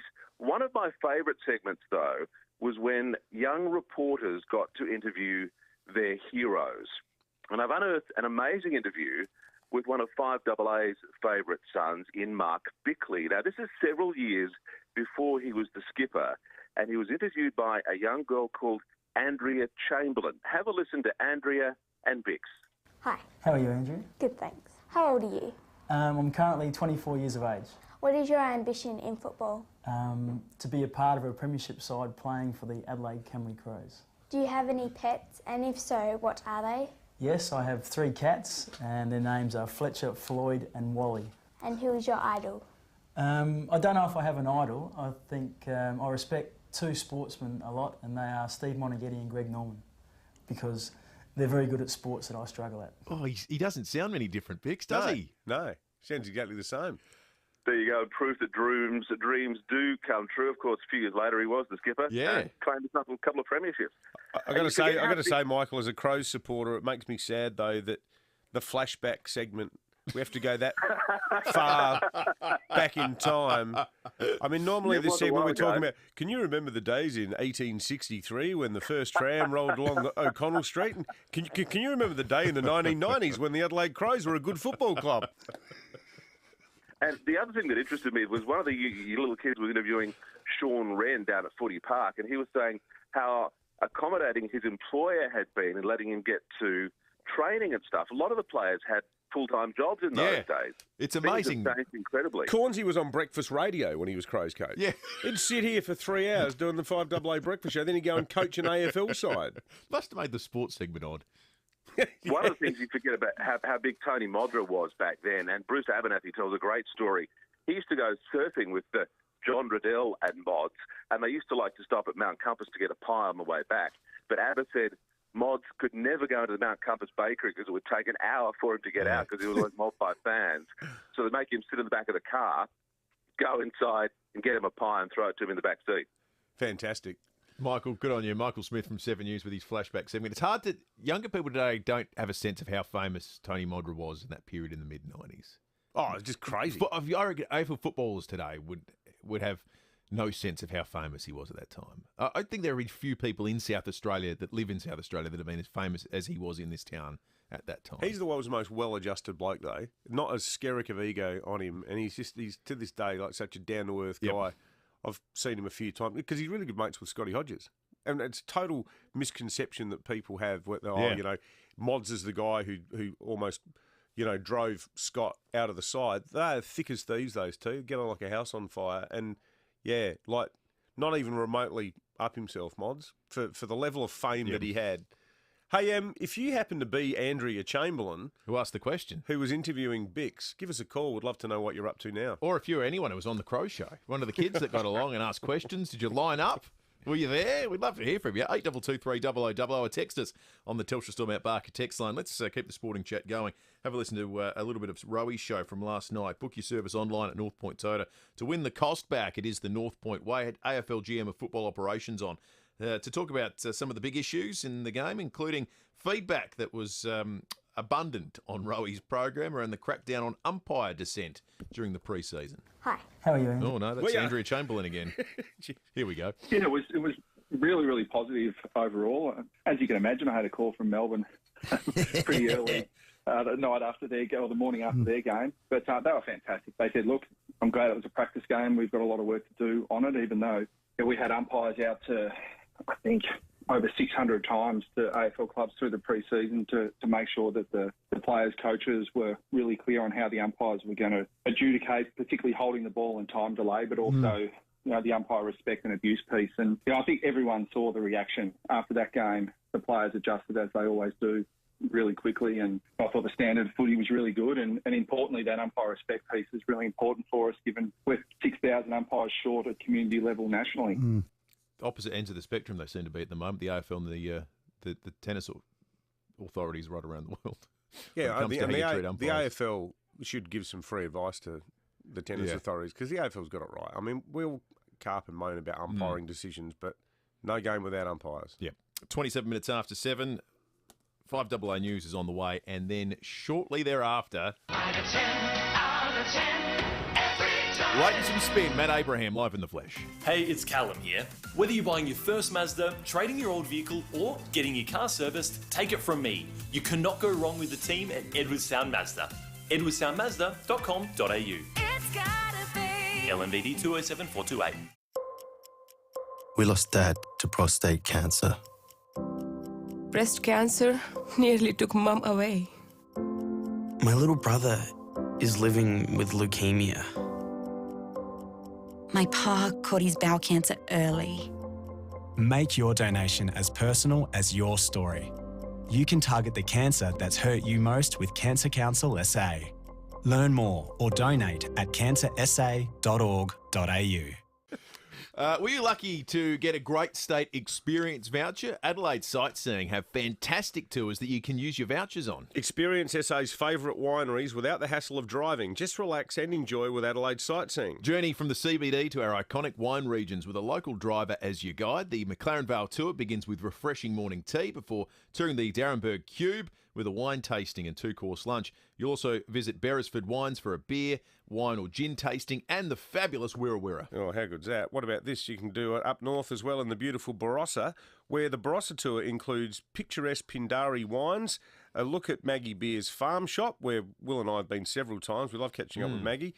A delicious 2-course lunch at Lambert Estate, and a chocolate and wine pairing, I know Jane's done this, at the Barossa Valley Chocolate Company. Escape for the day and enjoy South Australia. Visit southaustralia.com/voucher, search Adelaide Sightseeing, and book your Great State Experience by March 31 to travel by May 31. Bonus local delivery on Australian-made mattresses now at Harvey Norman when you spend over $999. All the big brands: King Coil by A.H. Beard, Sleepmaker, Beauty Rest, Sealy Posturepedic, Sealy Optimum, and Body Balance by A.H. Beard. Buy local, support Australian-made manufacturing, and receive bonus delivery on Australian-made mattresses when you spend over $999. Available on in-store purchases only. Bonus local delivery on Australian-made mattresses now at Harvey Norman. There's something you should know about SportsMed. We don't just provide knee, hip and shoulder care to elite athletes. Every day, we treat patients who simply want to get play with the kids fit, brisk walk fit or gardening fit. And having our clinic, hospital and specialists all based together at Stepney makes getting care for your joint pain and injuries, from diagnosis to rehabilitation, even easier. So get back to doing what you love. Speak with your GP for a referral. sportsmed.com.au. At Fairmont Homes, we're excited to provide you better value than ever. Build now with Fairmont and receive luxury kitchen and bathroom upgrades, plus free air for no extra cost. And now for just $3.5K, choose from higher ceilings, solar or SmartStone benchtops. For more information, visit fairmonthomes.com.au. Fairmont Homes are built for life. Down to South Australia. T's and C's apply. 5AA Breakfast is streaming live right now. To watch, simply head online to 5AA Facebook or search 5AA on YouTube. This is Adelaide's 5AA. Mostly sunny, 26 today with the 7:30 news. I'm Mel Usher. Had a bingle driving to work? Contact premierpanel.com.au. RAA approved crash repairer. There could be a further easing of COVID restrictions in SA today. Michaela Kamarik has the details. The state's COVID Ready Committee is set to meet today, relaxing rules around mask mandates, singing and dancing bans, as well as home gathering caps will be on the agenda. There was a surge in COVID cases yesterday with 2,560 reported, but the number of people in hospital with the virus has dropped to 90. There are 15 people in ICU and 2 on a ventilator. A drink driver has been picked up in the city after crashing in front of police. Senior Constable Jen Cullinan says it happened around 10:30 last night on the corner of Pirrie and Frome Streets. Luckily, nobody was injured, so they breath tested the driver and he allegedly produced a blood alcohol reading of 0.318, which is 6 times over the limit. Police are investigating a stabbing at Underdale last night. They were called to North Parade just after 10 after a 38-year-old man was stabbed in the shoulder. He was taken to the RAA. A 26-year-old man from Underdale has been arrested and charged with assault and will face court next month. Police say the pair know each other. A house fire at Banksia Park has caused $80,000 damage. The MFS were called to Woona Court around 9:15 last night. The occupant evacuated. It's believed an electrical fault sparked the blaze. The Defence Force is set to receive its biggest boost in 40 years under a plan to be unveiled by the Prime Minister. Lucy Gray reports from Canberra. As national security remains top of the agenda ahead of the upcoming federal election, almost $40 billion is being funnelled into our armed forces. An additional 18,000 soldiers, sailors and aviators will join the workforce by 2040, taking the total number of permanent defence employees to more than 100,000. Prime Minister Scott Morrison will announce the plan along with the Defence Minister at the Gallipoli Barracks in Brisbane. Mr Morrison says his first priority is keeping Australians safe. Russia has bombed a children's hospital in Ukraine. Ukrainian officials claim children have been killed, others are buried beneath rubble. The attack on Mariupol comes as civilians try to evacuate using humanitarian corridors.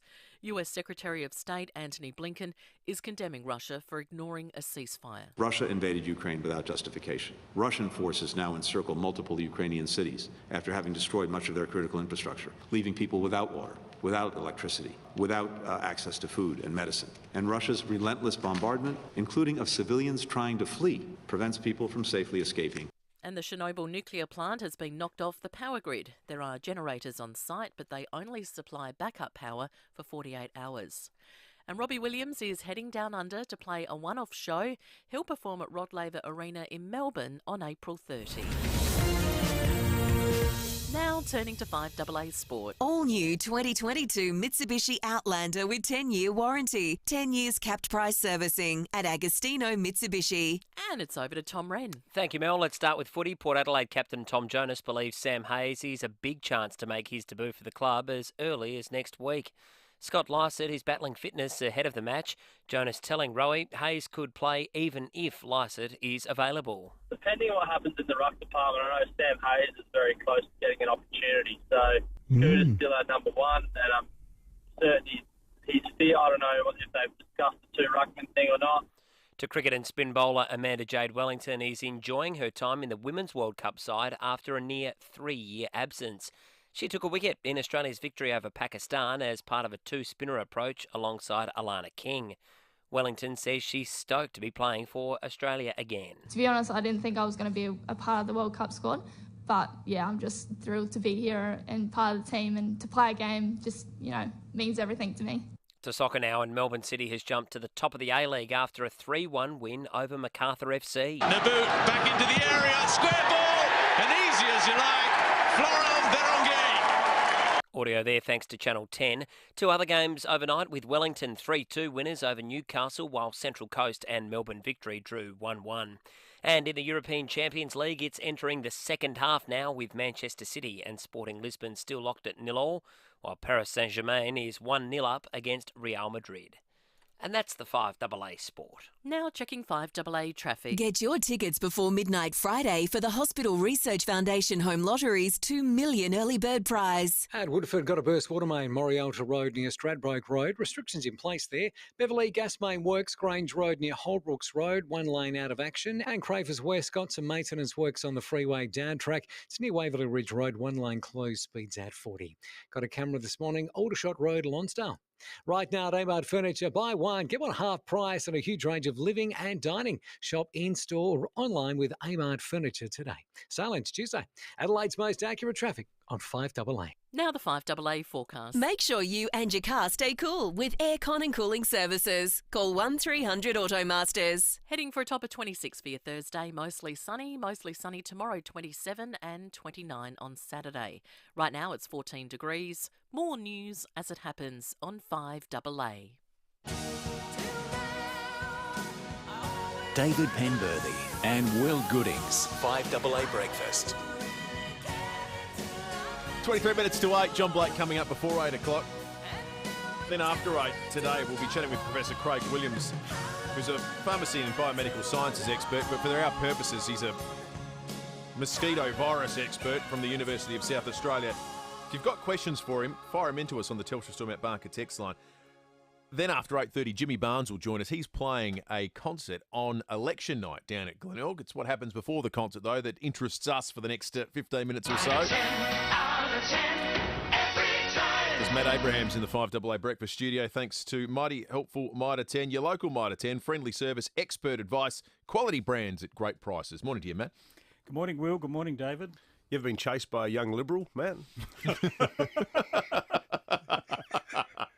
There ought to be a law. I have actually. I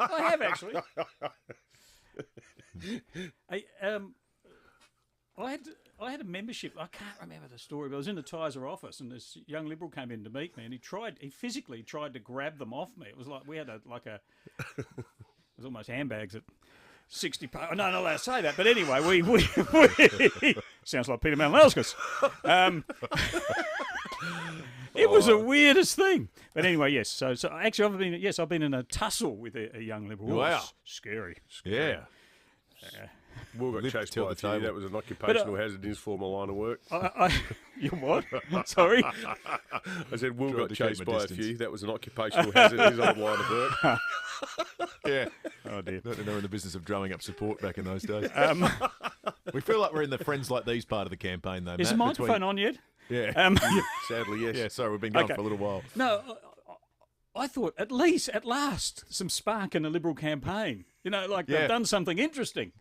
For those who didn't catch up on it, the young Liberals donned sort of anti-Labor T-shirts and took up Peter Malinowskis' invitation to go running with him early in the morning. Do you think we're seeing confected outrage from the Liberals, though, about the comments that Malinowskis made, where he said, "Keep up, girls"? He called these male young Liberal members, girls. He said, "Keep up, girls." And then at a press conference yesterday, he was asked about the language, and he said, "I don't think there's any point getting your knickers in a knot about it." He said that to a journalist. Now, is that a turn of phrase, or in 2022, is that something... Because this is what Rob Lucas has said about it. He said, Mr. Malinowskis' offensive remarks were from a bygone era, totally unbecoming of a modern leader. This kind of boorish boys' club attitude may have been encouraged while he was the boss of a union, but it is completely inappropriate. And then they talk about how it's particularly bad so close to International Women's Day. I can't get excited about it. It's confected indignation, isn't it? Yeah. You know, one of the funniest things, if you go back through some YouTube sort of old shows, was Magda Sabansky's comedy. They had a comedy show called Big Girl's Blouse. It was just funny. You know, Keep up, girls. I don't know. Yes, this is a huge insult to the world of women. Technically, it's the wrong thing to say, but I challenge anyone that's suggesting it's horrible to say they haven't actually said anything just as bad in their recent history. You know, okay, yeah, you shouldn't. He shouldn't have said it. I'll say I like Michael Pengilly. I think he's a good knockabout bloke. But he did call Julia Gillard a dog on social media. Yeah. And I think that's kind of different, Yeah. But we are at that point, though, where any error is amplified. And maybe it suggested yesterday that Peter Malinauskas is starting to feel the heat a bit. Because I actually think in the last week, the Liberals have actually started to really hammer Labor with a degree of success about its costings and about its hydrogen plant. And I think that things like that are starting to become issues that some voters might go, well, I've heard a bit about this hydrogen plant. Maybe they're not up to it financially. Maybe they're not experienced. Oh, yeah. It's late in the campaign, but campaigns are won or lost late in the campaign. So they are starting to score points. The big question to me is they've left it very late. They have given Peter Malinauskas a big head start. I am suggesting, as I always provide helpful advice to politicians in my Sunday Mail column, I am suggesting that maybe for the last week Peter Malinauskas drops the whole sort of running, sweaty sort of thing. I think it looks a bit. I don't know. I do remember. You remember John Hewson? We're just talking earlier, where everyone thought he was going to win that campaign, and he was a marathon man, he was running, and he always looked half crazed and sweaty. And someone threw an egg at him in a campaign. He caught it in one hand. All this sort of gear. And there was Keating in the Xenia suits and all that sort of stuff, just did him slowly, as he said. And, I think, Malinauskas has made the point that, he's running for the future and all this sort of gear. So it is an interesting part of the campaign. A lot of people have voted, started to vote. The postal voting packs went out on Tuesday. I've got mine at home. The pre-polls... Are you doing that? You're not going to rock up on polling day? I think I've got a religious objection. I haven't worked it out yet.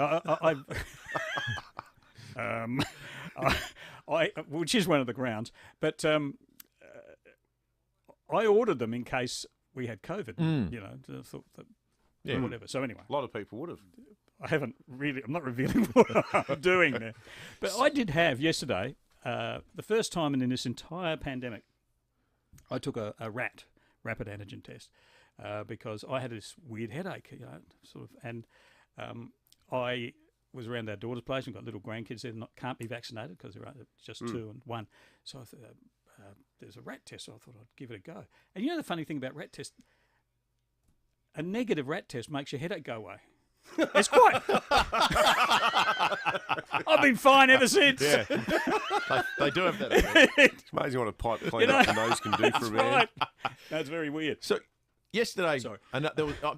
How many more health announcements do you think Peter Malinauskas can make in the lead up to the election? Is there any chance or any world where, if health isn't front of mind for all South Australian voters, what else are they voting for a Malinauskas government on the basis of? Now, clearly they've got research that says it is the most important issue. I have to believe that. But the positions have been crystallised. Stephen Marshall wants to be the economics guy.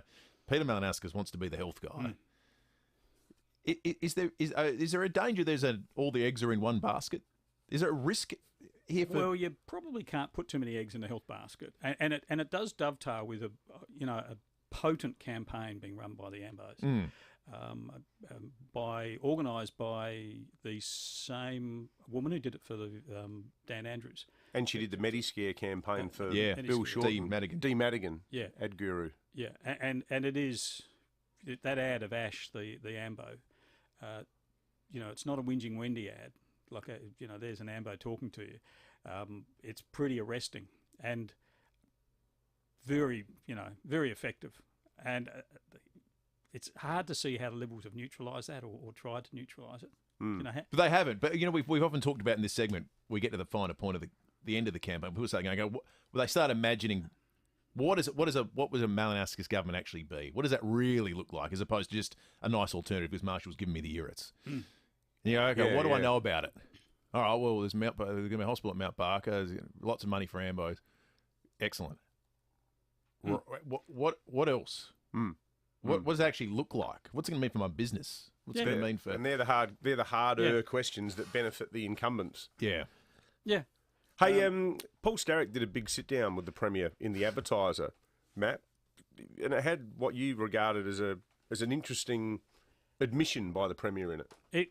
And I think it was the first one he made. This was in Stas did this in yesterday's Tiser. Well, it was published in yesterday's Tiser, and it had the classic photo of him with his family. Don't lose any points on the election campaign with that. But he said that he effectively conceded it was a mistake not including Conservatives in his cabinet over the past 12 or 18 months. Now, that means nothing to voters. Like that just like what? Who, where? Like that's nothing. But it means a lot to the independent Conservatives and others in the party who've been engaged in this internecine warfare with Stephen Marshall and Vicky Chapman, leader of the moderates in the party. And it was, to me, a big concession that's been a mistake. But it is also a penny-dropping moment because you say those sorts of things because you're starting to realise you might need them to form minority government. I read that and I thought, well, internal party polling is probably lining up with, the news poll. Which means they're going to have to go cap in hand to those Conservative independents and say, hey, guys, remember me? Let's do it all again. Can you imagine the texts going back and forth between those independents when they read that? Like, oh, really? Yeah. And yet you still want Vicky Chapman back in your cabinet. And I really think he's missed Vicky Chapman on the campaign trail. I really do. He should have learnt from the master on that because John Howard, one of the most conservative Liberal leaders of all time, had people like Amanda Vanstone, he had people like Robert Hill, he had people like Trish Worth, he had people like Chris Gallis. He had a whole bunch of people who were committed small L Liberals, progressive Liberals, surrounding him inside the cabinet, and it was that sort of detente, that sort of collegiate approach across the factions. I mean, it was Mr Howard who coined the term broad church, and for too long the Libs here in SA, and I know that some of the Conservatives came unstuck through their own stupidity. I think if Sam to look at his time over, he probably would have had about 5 less beers before that Christmas party, for example. And I know that he's tried to check his conduct since then and has reflected on it. So you can't blame Marshall for the fact that some of these Conservatives stuffed up. But your point is a valid one. If they were there from the get-go and they were given greater seniority, they wouldn't hate Marshall. No, and, Vicky Chapman stuffed up as well. That's why she's not Attorney General at the moment. She politically there was no sort of anything before the courts or any hint of that. It was a political boo-boo. But Stephen Marshall, and she's a leading moderate. If you ever want a symbol of moderate Liberals in South Australia, it'd be the Chapman family, Vicky Chapman. Well, Stephen Marshall went to the barricades for her. He expended a lot of political capital defending Vicky Chapman when, he probably should have been concentrating in the run-up to the election on getting their act together. Like he went into bat for Vicky Chapman. The Conservatives might say they were cut adrift pretty quickly and sort of shown the door. So I thought it was a big concession and a really interesting one. And the other interesting thing you mentioned, the Mount Barker Hospital, Will.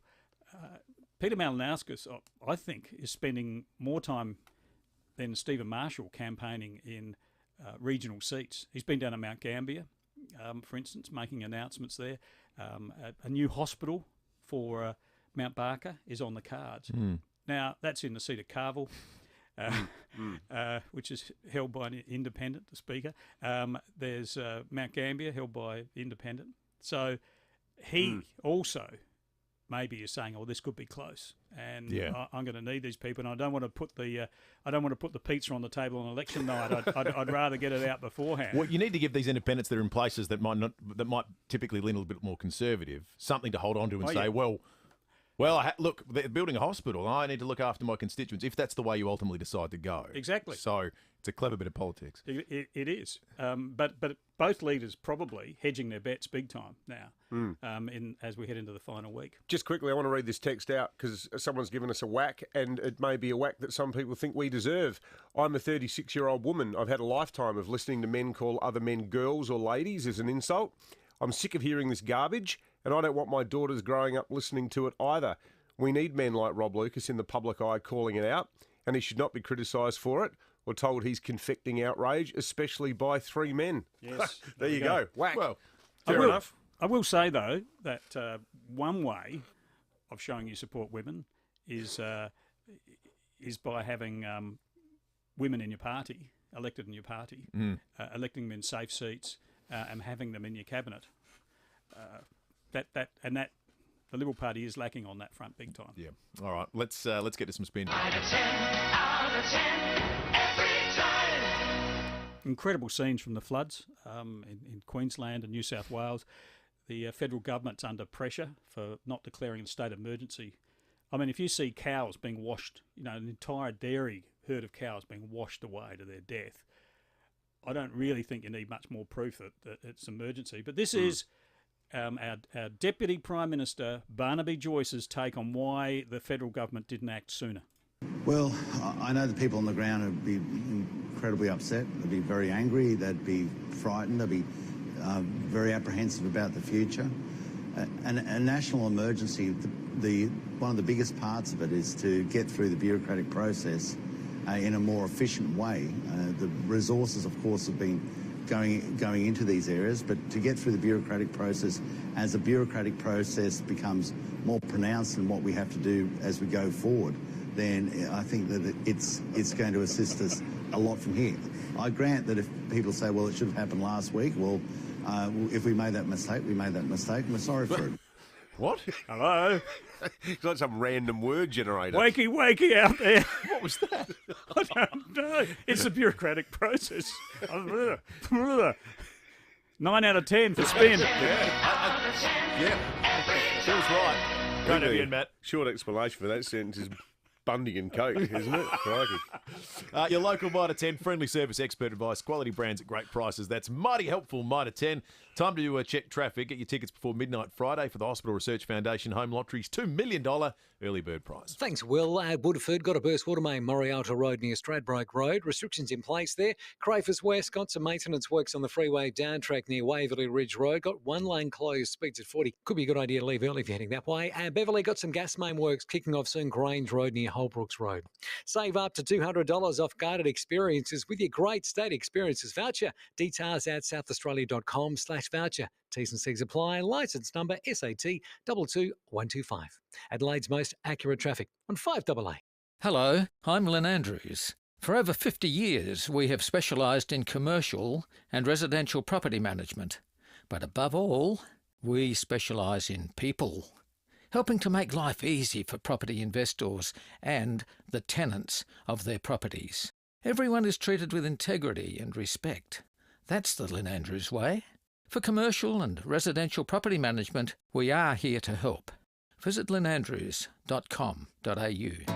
This is your last chance to double your fun. You have until midnight tomorrow to win big in the Hospital Research Foundation Home Lottery. Don't miss your chance to live mortgage-free in Somerton Park with 2 fully furnished Scott Salisbury homes to be won. Time is running out. The deadline is midnight tomorrow. Join the fight for cures, better treatments and improved care by purchasing your tickets today at homelottery.com.au. Licence in 14133. Now, you all know that I love my local Mitre 10. It's my one-stop shop for all my DIY jobs, whether it's something indoors that needs fixing or out in the garden. They're sure to have everything you need. And look, the staff are fantastic. They'll happily give you advice on the best products to help you get all of those jobs done. So if you're planning some home improvements or have some fix-it jobs to do, or just want to spruce things up around the home or in the garden, head into your local mighty helpful Mitre 10. You can shop in-store or use their click and collect option to order online, and most stores have delivery options as well. So for great prices on the right products for the job and along with helpful advice, and it's always helpful, doesn't matter if I'm there at the one on Only Road or the one down at Aldinga, always helpful, mighty helpful, Mitre 10, quality brands at great prices. The Isuzu D-Max is born to live. You can go your own way. With 3.5-ton towing, you can bring all the toys. Get off-road and play with 4x4 terrain command and a rear diff lock. And rock out with Android Auto and wireless Apple CarPlay.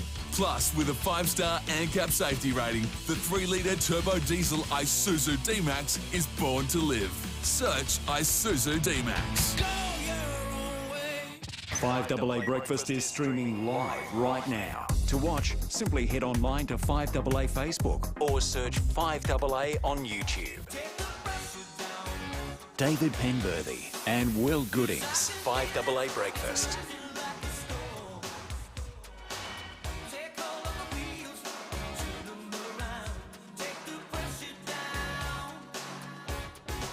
Five to 8.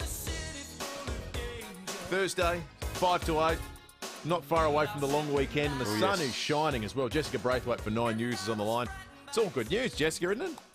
I can feel the long weekend in the air. I don't know about you. Something to do with this sunshine this morning. It's really putting the right vibe around town, I think. The birds are singing. So no complaints here. And it wasn't as windy overnight too. So there's a little bonus. But today we're going for a mostly sunny 26 degrees. So that should be really lovely. And then from there, we just sort of take these, gentle steps up with the temperature each day. Friday, mostly sunny and 27 degrees. Here's the long weekend. Saturday, looking lovely, sunny, 29 degrees. It's very summery, actually, very summery vibes. On Sunday, we're going for 31 degrees. And then we're staying up in the 30s for next week. So Monday, again, looking warm and dry with 32. Tuesday looks like we'll see 32 degrees as well. And even on Wednesday, that warmth is just hanging around for 33 degrees on Wednesday. So it may be autumn, but I don't know. Summer just wanted to have a little bit more of a show. Yeah, we're not going to complain about it, that's for sure. Good on you, Jessica. Thank you. Jessica Braithwaite from 9 News. It's time for John Blake.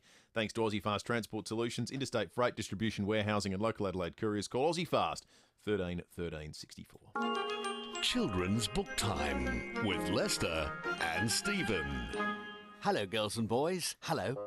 My name is Stephen. And my name is Lester, isn't it, Stephen? Yes, it is, Lester. And today we have a rather timely book for you to read. Oh, good. Yes, it's a kind of children's handbook. Oh, good. It's nice to have a good set of instructions, Stephen. Yes, it is. And this one's called What Happens When There's Nuclear War? Oh, I've always wondered what goes on. Yes, and as we open the book, it tells us straight away that if there's nuclear war, hiding under your favourite blankie won't save you. Oh, that's best to be honest, isn't it? Yes, it is. And there's sensible advice in here as well, such as it's always best to avoid a nuclear war if you ever want to become an adult. Oh, that's ambition. A lot of children have that, Stephen. Yes, Lester, and there are sections in here that encourage children too. Oh, good. So it's not all doom and gloom? No, for instance, Extinction Rebellion tell us that the world doesn't have much time left anyway, so the prospect of a nuclear conflict isn't that scary. Oh, great, so we can all relax. Well, yes, and if there's one thing that's made very clear in this book is that if it does come to that, then there's absolutely nothing we can do about it. All right. It says in Chapter 2, there's a real possibility Joe Biden will give the nuclear launch codes to a scammer pretending to be a general. Oh, well, we have to take the good with the bad, don't we? We certainly do, Lester. Oh, looks like that's all we've got time for, Stephen. Yes, but we'll be back next time with more good books for you to read. Oh, yes. Like this one. It's called What is an Oligarch and Why Do They All Have Big Boats? Oh, I've been wondering that. Yes, and we'll see you next time. Goodbye. Goodbye. Minute away from 8 o'clock, 5AA News on the way, and more from John Blake with Behind Closed Doors after 8:30. Act now, and you could be living right on the doorstep of art, culture, sport, entertainment, and fine dining. 88 O'Connell. Construction of this ultimate urban resort begins soon, which means you have limited time to explore the 2-bedroom, fully furnished display suite on site. 1, 2, and 3-bedroom apartments are selling fast, so make the time today. Hurry, time won't wait. Take advantage of pre-construction pricing. 88 O'Connell by Commercial and General, proudly delivering South Australian communities for 25 years. We lost Dad to prostate cancer. Breast cancer nearly took Mum away. My little brother is living with leukemia. My pa caught his bowel cancer early. Make your donation as personal as your story. You can target the cancer that's hurt you most with Cancer Council SA. Learn more or donate at cancersa.org.au. Don't just get a forklift, get a Toyota forklift. When you need a forklift, don't just get a forklift, get a Toyota forklift. Get the world's #1 forklift brand. Get legendary Toyota reliability. Get world-leading safety and get it from toyotamaterialhandling.com.au. Get the Toyota Forklift Advantage for sales, service and hire. Get a Toyota forklift. Building amazing homes is important to Beechwood Homes, and so is the environment. So when you build with Beechwood, you're building a better environment for our kids and grandkids. Around 70% of scrap materials from every Beechwood home is recycled. Bricks, rubble, timber, gyprock and steel, none of it goes to landfill. It's all sorted and recycled. So life really is good. It's even better in a Beechwood home. Take a look at the stunning Beechwood display home in Blackwood Park. We don't just say we're local, we are local. 9 News is made in Adelaide for Adelaide. Online, on DAB Digital Radio and on 1395 AM. Talking Adelaide. This is Adelaide's 5AA. Mostly sunny 26 today with the 8 o'clock news. I'm Mel Usher. Had a bingle driving to work? Contact Premier Panel Services at premierpanel.com.au. A 38-year-old man is in hospital after being stabbed in the shoulder at Underdale last night. It happened on North Parade just after 10 p.m. A 26-year-old man has been charged with assault and will face court next month. Police say it wasn't a random incident and the men know each other. Stephen Marshall and Peter Malinauskas will square off in an election debate for the SA Press Club today. The Premier and opposition leader will go head-to-head from midday. The pandemic, health and jobs are expected to dominate.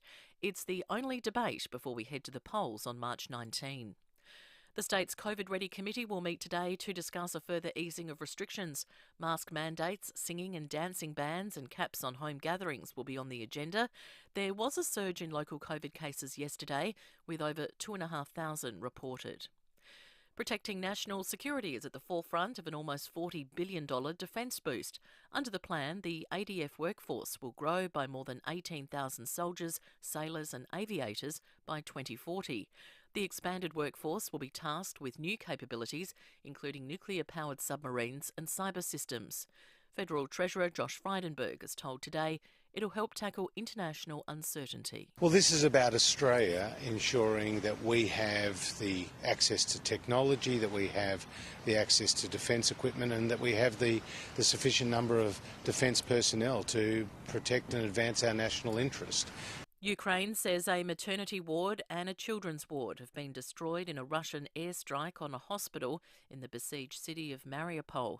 The BBC's Liz Doucette says at least 17 people have been injured, including children and women in labour. The images are very distressing. A whole section of the hospital is now a charred shell. We saw rooms turned topsy-turvy, windows shattered, walls smashed, children's furniture turned upside down.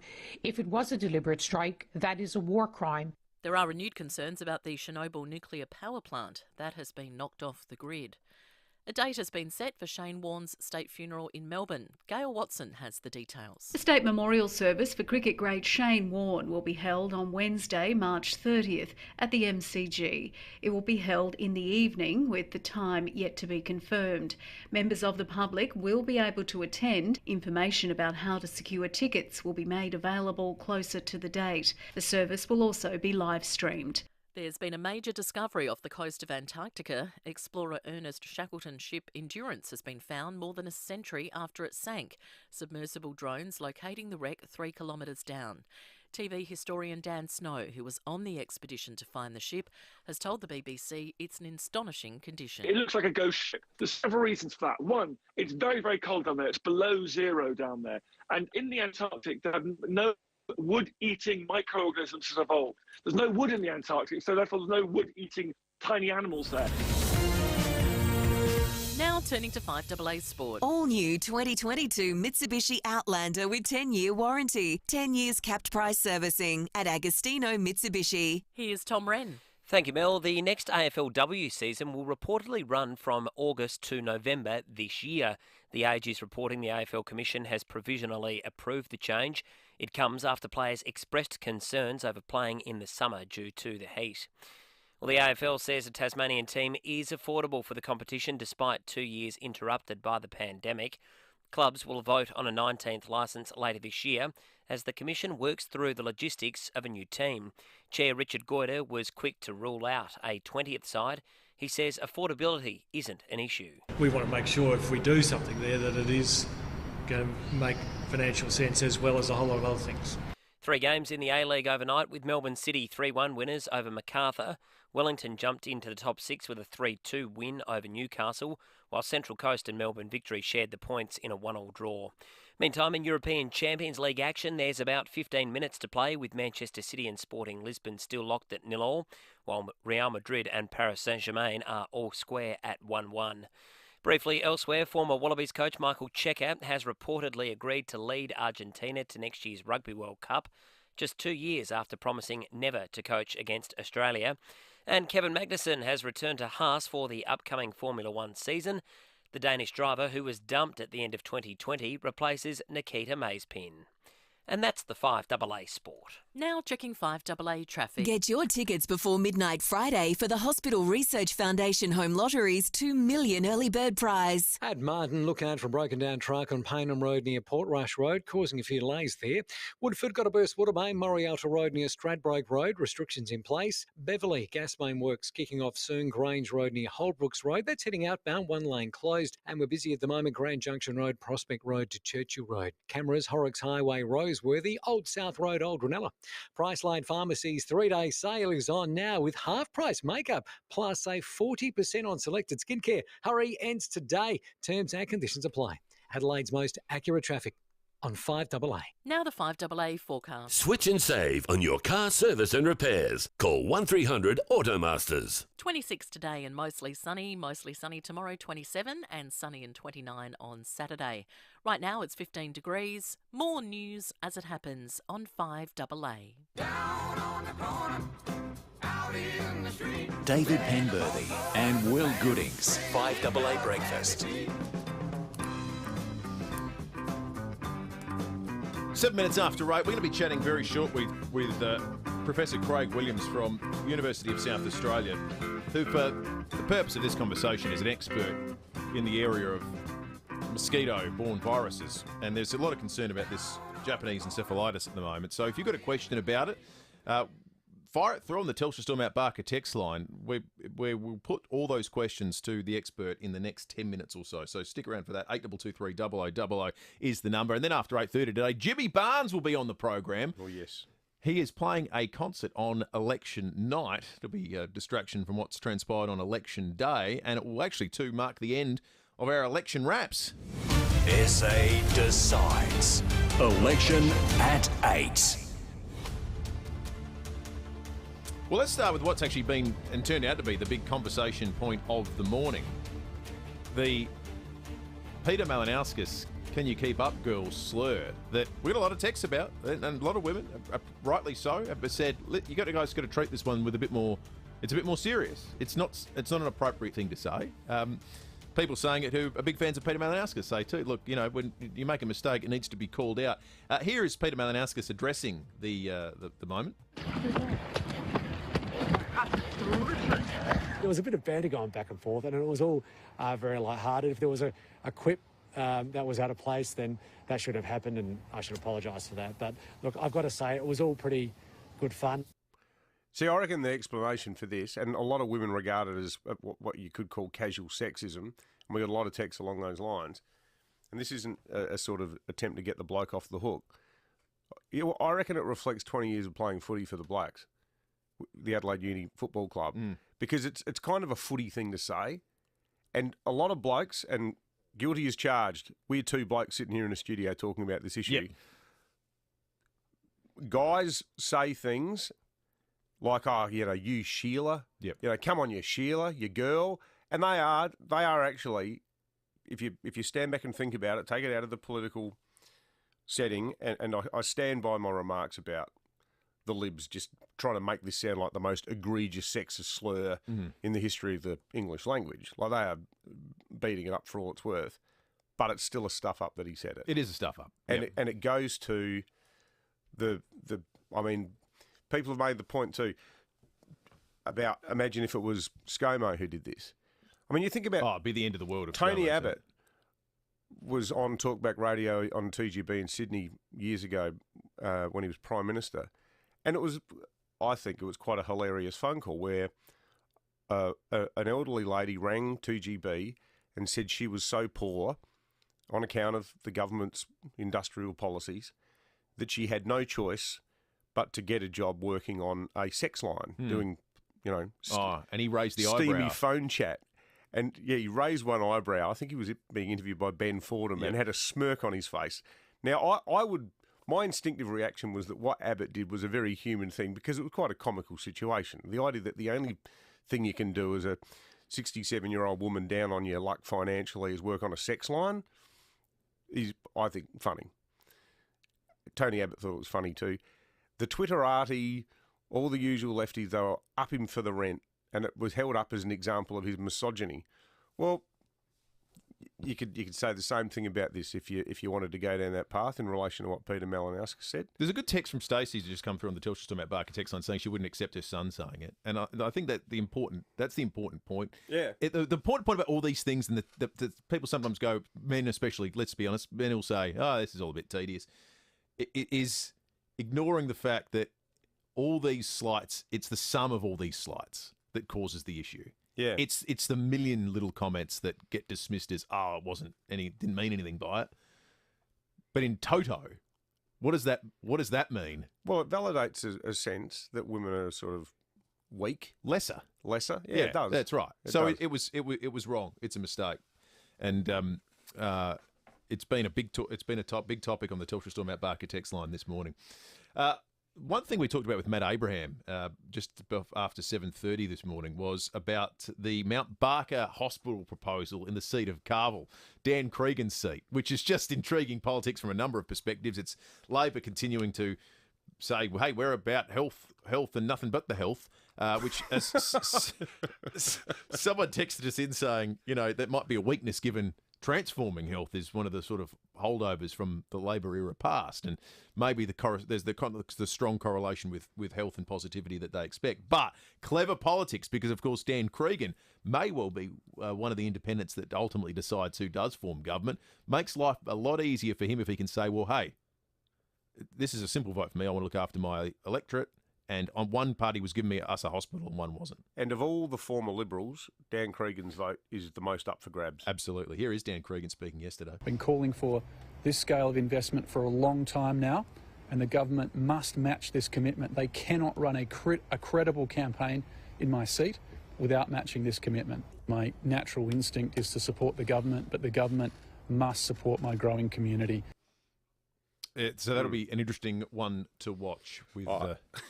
If it's a hung parliament, he might end up with 5 hospitals within a couple of weeks. There'll be 3 trains, 5 hospitals, and a new airport. We might finally get the cable car. Yeah, that's right.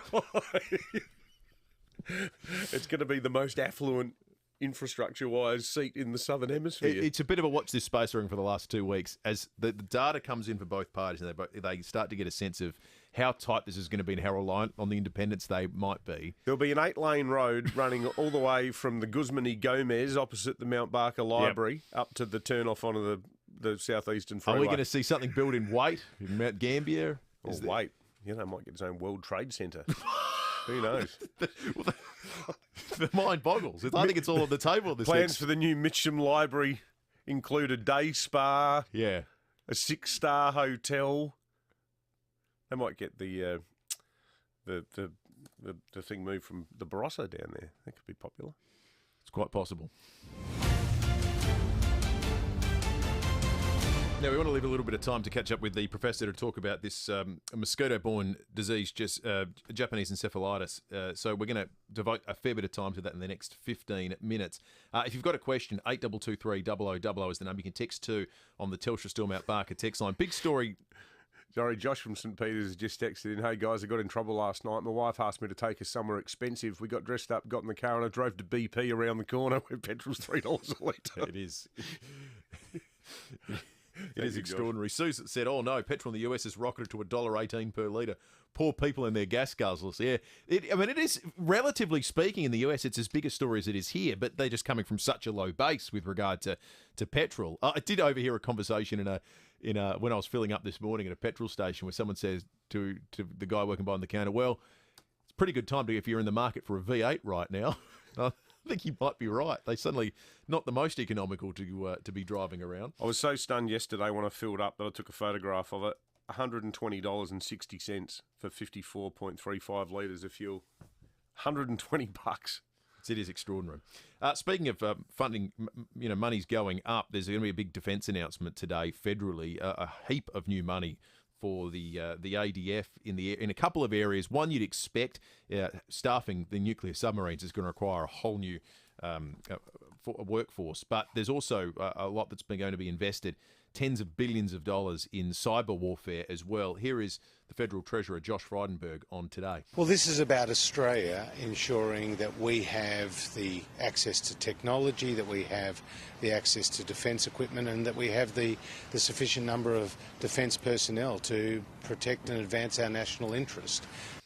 No surprise in this current environment internationally that we are seeing countries spend increasingly more, greater percentages of GDP. Germany being the big outlier in recent years, who basically haven't spent whatsoever and are basically remilitarising. The money that's going to be spent on military hardware around the world because of what's going on at the moment is extraordinary, and Australia is a component of that. I would think 6 months ago, if you said we're going to spend $80 billion on beefing up the Defence Force, $80 billion, people would go, seriously?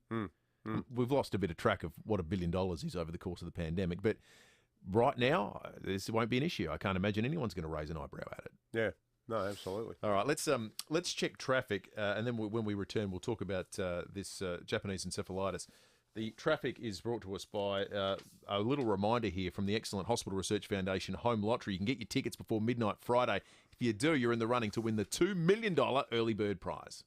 And Hackam West got a collision on Honeypot Road near the Southern Expressway. Keswick got a smash there, Anzac Highway near Richmond Road. Marden, look out for a broken down truck on Payneham Road near the Portrush Road area, causing delays there. And Woodford got a burst water main, Morialta Road near Stradbroke Road. Restrictions are in place. Cameras, Adelaide Road, Gawler South, Baines Road, Onkaparinga Hills, and the Southern Expressway, O'Halloran Hill. Delicious 100% clean Mexican food. Enjoy Guzmani Gomez burrito or bowl for only $9.90. Yes, just $9.90 when you order through the GYG app. Adelaide's most accurate traffic on 5AA. When it comes to AFL, no one has it covered like Rowie Sport Show. The players in the inner sanctum, Rory Sloane, Charlie Dixon, Brodie Smith and Connor Rosie. And the game's leading experts, Lee Matthews, Graham Corns, Caroline Wilson, Kevin Sheedy, Mark Bickley and Tim Ginniver. What a goal! Everything AFL in 2022, only on Rowie Sport Show. Labor's reckless spending spree is a big risk to your future and your hip pocket. Labor aren't being upfront about how they'll pay for billions of dollars of election announcements. And when Labor spends big, it's South Australians who always pay the bill. Why risk cuts to services and higher charges driving up your household bills? Why risk your future by going back to Labor? Authorised by S. Meldrum, Liberal Party of Australia, SA Division only. Get out and see our great state and use your great state voucher with Holiday Wonders Mitcham. Enjoy an escorted day to the wonderful Monado Safari Park with lunch and a visit to Harndorf. Cruise the picturesque Murray River with amazing scenery and lunch at Mannum. Or experience an exciting Lost in the Hills 2-day getaway with overnight at the luxurious Bridgeport Hotel. Board your coach from city and suburban locations. Call Holiday Wonders Mitcham today. holidaywonders.com.au. Now close your eyes and picture this. You're living by the beach. Beautiful home. And what's more, mortgage free. There's nothing coming out of the account every month. If you purchase your tickets in the Hospital Research Foundation Home Lottery by midnight tomorrow, you could be the early bird that gets the house, as the saying goes. The early bird prize, it's an incredible $2 million Scott Salisbury home in Somerton Park. and it comes fully furnished, ready to move in. It's an absolutely stunning home with an alfresco entertaining area, open plan living, walk-in wardrobe, and it is so close to the beach. Plus, your tickets stay in the draw for thousands of other prizes, including the incredible $3 million grand prize. Best of all, you're joining the fight for world-leading research, improved treatment and vital healthcare services in our community. But you've got to get your tickets before midnight tomorrow, so what are you waiting for? Get your tickets now at homelottery.com.au. G'day, it's Jared for Southern Mitsubishi. Thinking Mitsubishi or servicing your existing car? Southern Mitsubishi is your absolute go-to. Their state-of-the-art servicing technology and world-class quality control systems will ensure your vehicle gives you many years of hassle-free motoring pleasure. The same goes for buying a new Mitsubishi. They stock the full range, all designed to thrill. So get in touch with the amazing team at Southern Mitsubishi, 147 Main South Road, Morfett Vale, driven by Australian Motors, LVD 80. Every day they tell you their news is local, and every day they bring you news made in Sydney. Watch the news you can trust. Adelaide's 7 News, made right here mornings, afternoons and 6 p.m. every night. We don't just say we're local. We are local. 9 News is made in Adelaide for Adelaide. In the summertime when the weather David Penberthy and Will Goodings. FIVEaa Breakfast.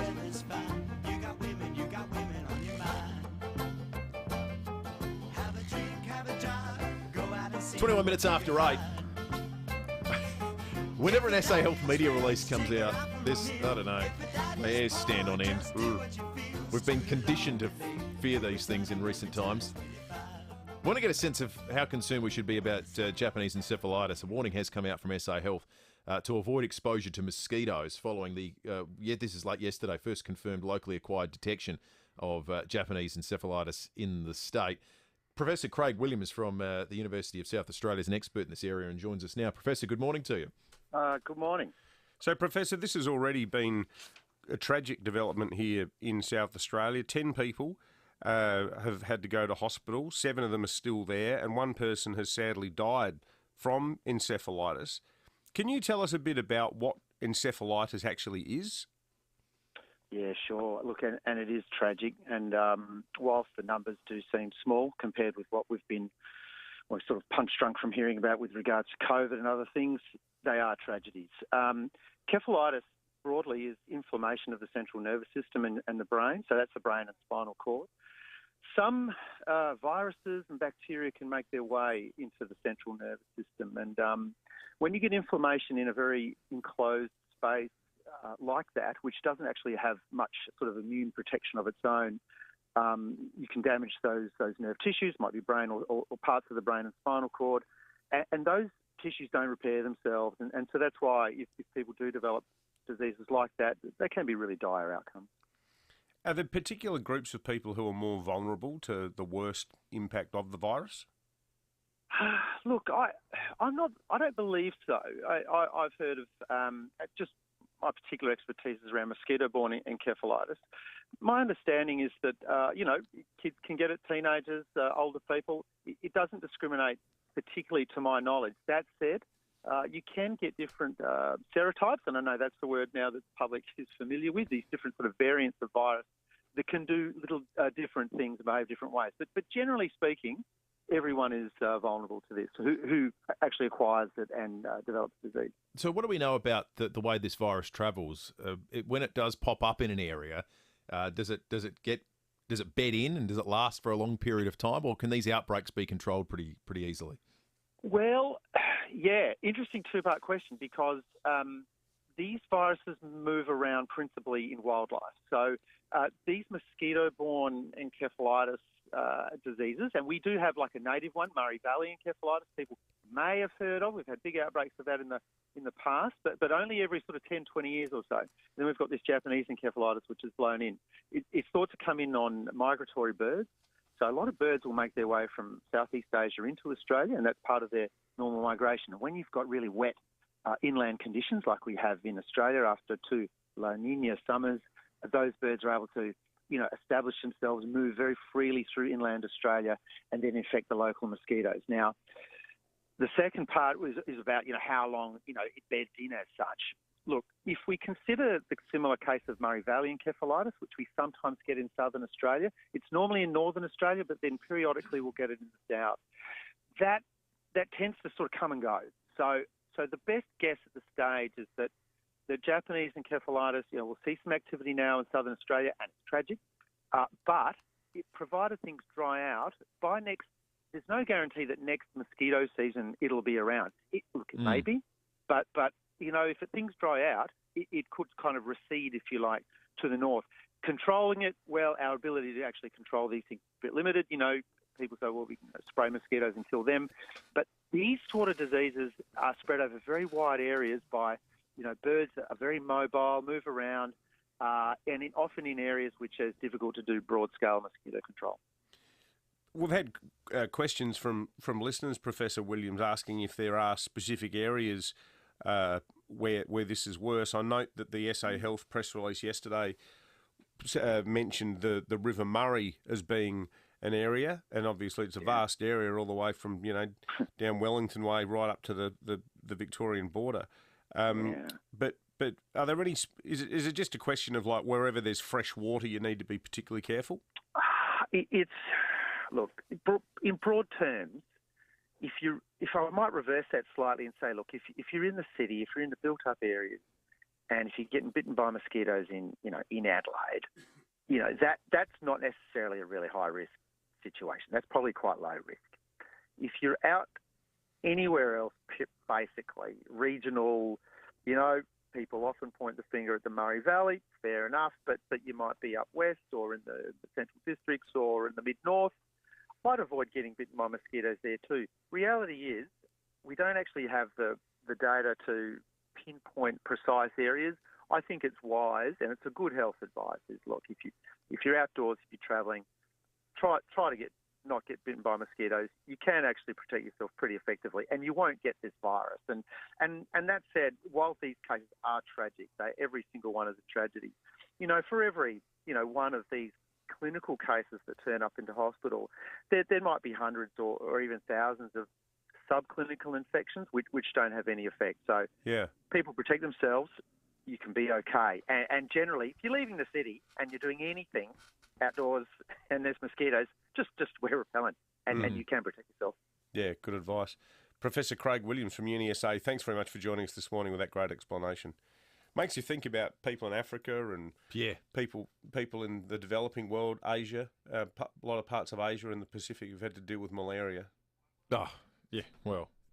Just for forever. But get some rid. Yeah, absolutely. All right, it's 27 minutes after 8. Jimmy Barnes is coming up after 8:30, playing a concert on election night. We'll have all the detail on that. And the great man himself next. Hello, I'm Lynn Andrews. At Lynn Andrews Real Estate, we've seen a lot of change in the property market over the last 50 years, but one thing remains constant: our passion to help people invest in the future, to build strong property portfolios in commercial and residential real estate. Our commitment to property investment over the years means we have a wealth of knowledge to share with you. We are here to help. Visit lynnandrews.com.au. G'day, it's Mark Bickley. Schools, councils and businesses all over South Australia choose Leader Computers for very important reasons. Leader is local and exceptional value. No matter what happens, Leader can be on site to fix your problem. No overseas or interstate call centres to deal with. Plus, Leader Computers is a 100% owned and operated South Australian company, offering fast same-day delivery and setup. That's why so many organisations rely on Leader. Google Leader Computers to find your closest Leader reseller.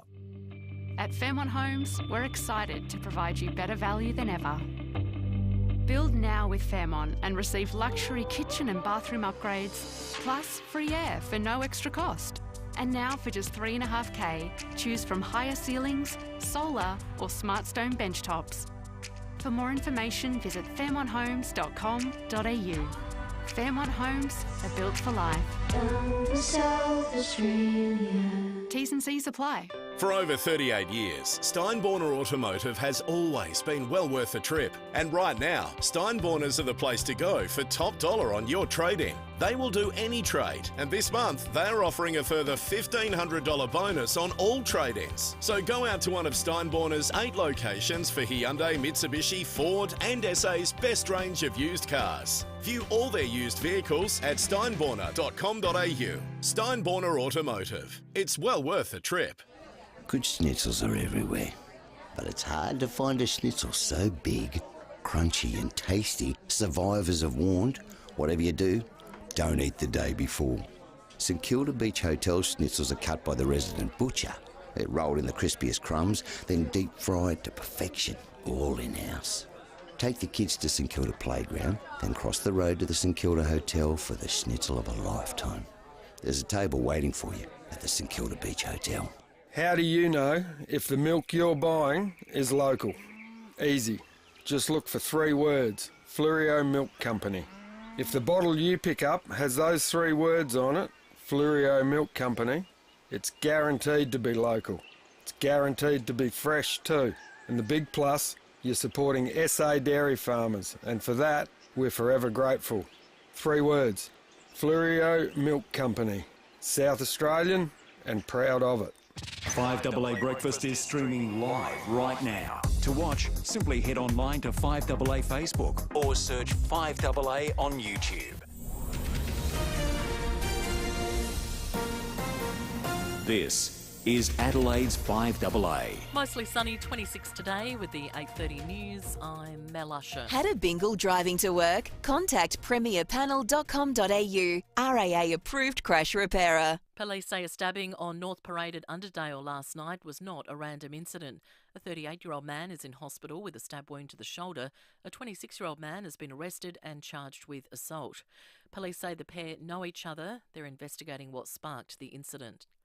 There's been a house fire at Banksia Park. Crystal Mitchell from the MFS says they were called to Woona Court around 9:15 last night. On arrival, they found a 2-storey house with flames and smoke through the roof. 5 MFS, supported by 1 CFS appliance, contained the fire to the roof space, causing approximately $80,000 damage. The occupant evacuated. The cause is believed to be electrical.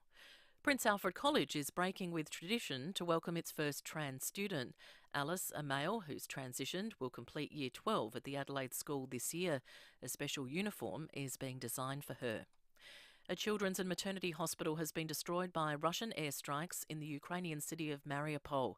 Footage has emerged of what appears to be a badly damaged building and piles of smouldering rubble. At least 17 people have been injured, including children and women about to give birth. Ukraine authorities are describing the attack as a war crime. Correspondent Amelia Adams is there. She says the direct hit has flattened the hospital. Some of the survivors we're seeing coming out are just, women who are about to give birth, women with little tiny babies, just so terrified and screaming and little kids. I mean, it is just awful. And Australia is in ongoing talks with its Five Eyes partners over the mounting conflict in Ukraine. Treasurer Josh Frydenberg held a call with his counterparts from the United States, Britain, Canada and New Zealand this morning. The group is confident collective economic and travel restrictions imposed on Russia are having an impact. Mr Frydenberg says it's important we work with our allies. We took a stock take of the measures that we have put in place collectively to put pressure to turn the screws on Putin and his cronies, and they are working. And there will be more measures that we will continue to take in partnership with the international community. A new treatment is providing hope for women with endometrial cancer. Meg van Lohausen reports. Women with advanced forms of the cancer will have a chance to be cured when all other treatments have failed. The Australian reports a new combination therapy drug has been approved by the Therapeutic Goods Administration. The therapy has been fast-tracked for approval based on early clinical data. Endometrial cancer is the most diagnosed gynecological cancer in Australia, with 3,200 women diagnosed every year. Now turning to 5AA Sport. All new 2022 Mitsubishi Outlander with 10-year warranty. 10 years capped price servicing at Agostino Mitsubishi. And it's over to Tom Wren. Thank you, Mel. The AFL has begun a review of the start date of the women's competition. Complaints have been made over the competition starting in January because of extreme heat and other sports being played. AFL Chief Executive Gillon McLachlan says they're hoping to make an announcement on women's football in the coming weeks. Open that up, go formally into clubs, players, relevant parties about what that looks like. It'll be a quick process, and we'll have a decision on that in the next couple of weeks. To soccer, amazing scenes in the European Champions League with Real Madrid scoring 2 goals in 2 minutes to break the hearts of Paris Saint-Germain. PSG were 1-0 up after an hour, which meant they led 2-0 on aggregate after the first leg, but Real scored in the 61st minute before another 2 goals in a couple of minutes from Karim Benzema saw him complete his hat-trick and his side progress 3-2 overall. And PSG in danger of crumbling here. Oh, goodness me! Absolute delirium, pandemonium in the Bernabeu, caused by Karim Benzema. Unbelievable, that call there on Stan Sport. Manchester City's also through to the quarterfinals after a 0-0 draw against Sporting Lisbon was enough for them in the second leg. They went through 5-0 on aggregate. Briefly, elsewhere, the Australian men's cricket side has arrived in Karachi ahead of Saturday's second test against Pakistan, and Tiger Woods is being inducted into the World Golf Hall of Fame at the PGA Tour headquarters in Florida. And that's the 5AA Sport. Now checking 5AA traffic. Get your tickets before midnight Friday for the Hospital Research Foundation Home Lottery's $2 million early bird prize. At Hackam Ware's got a collision on Honeypot Road near the Southern Expressway. Keswick, another collision there, Anzac Highway near Green Hill Road. Martin, look out for a broken down truck on Paynham Road near the Portrush Road area, causing delays there. And Woodford Burst Watermain, Morialta Road near Stradbroke Road, restrictions are in place. Got cameras, Sheriff's Road, Morford Vale and 12th Street at Gawler South. Looking for the best sleep at the best price? Come to the 40 Winks Blackout Sale, where until Sunday you'll get dramatic reductions store-wide. T's and 6 apply. 40 Winks, serious about sleep. Adelaide's most accurate traffic on 5AA. Now the 5AA forecast. Make sure you and your car stay cool with aircon and cooling services. Call 1300 Automasters. Mostly sunny today, 26. Mostly sunny tomorrow, 27. Saturday sunny and 29. Right now it's 16 degrees. More news as it happens on 5AA. David Penberthy and Will Goodings. 5AA Breakfast. Well, David, if the sheer excitement of election day isn't enough for you and you've still got something left in the tank, live music is back in a big way in Adelaide at the moment, and this is going to be terrific. The By the Sea concert series is going to be playing at Glenelg Beach, featuring Mondo Rock, John Stevens, Diesel, Vanessa Amorosi, and our next guest, the great Jimmy Barnes. Jimmy, good morning to you. G'day, how you going, guys? We're good, thanks, Jim. Mate, I've got to say, I'm so excited the fact that after 2 years of being locked in our houses and watching performers like you over Microsoft Teams, this is an actual concert. I know. It was a lot of, had a lot of fun doing all those bloody, Zoom things and all that sort of stuff. But to get in front of an audience, nothing's better. It's just going to be so great to play in my hometown. Have you managed to chalk up many concerts since things started to lift a bit? We listened about 6 weeks ago. We started on tour with the Red Hot Summer Tour in the Eastern States.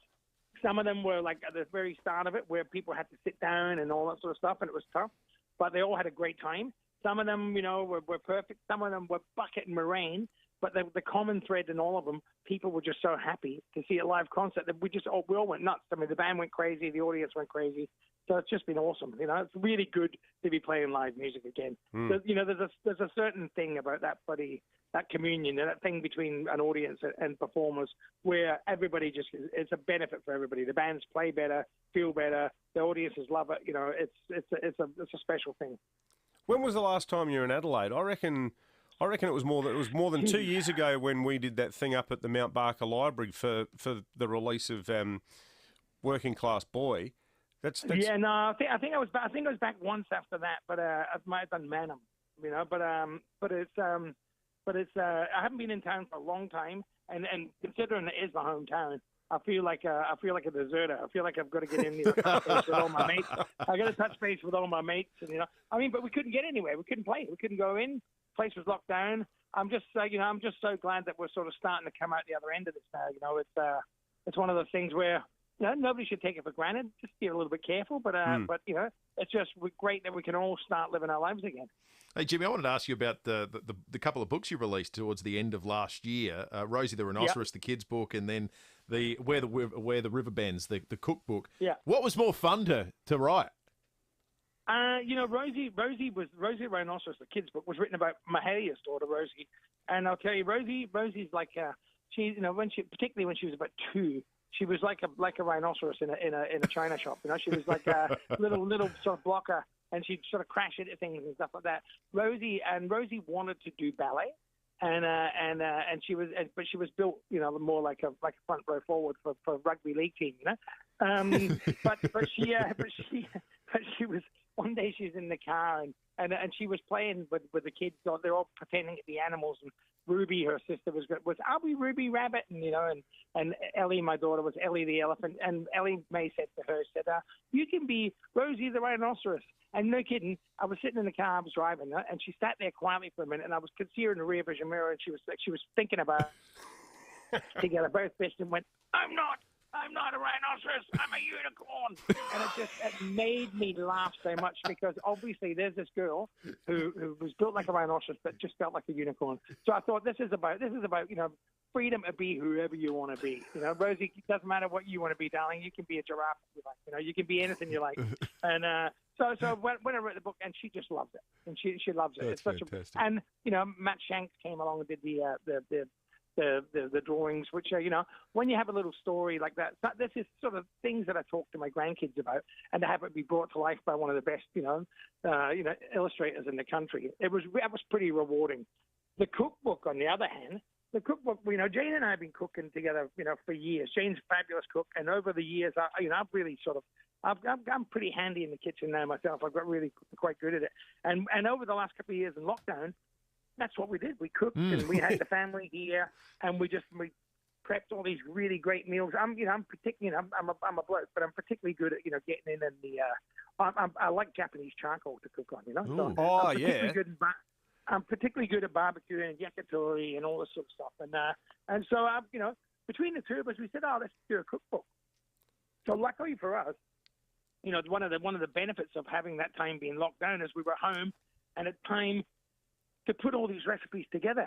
And basically the recipes literally, I said it in the book, this is literally the food that held our family together over the last, 40 years.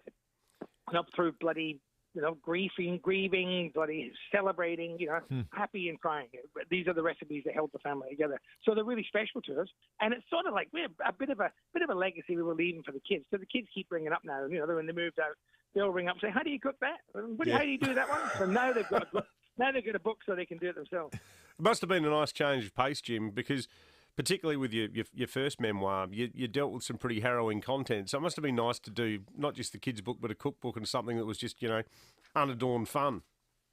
Well, that's the thing. But each of these books has sort of led to different things.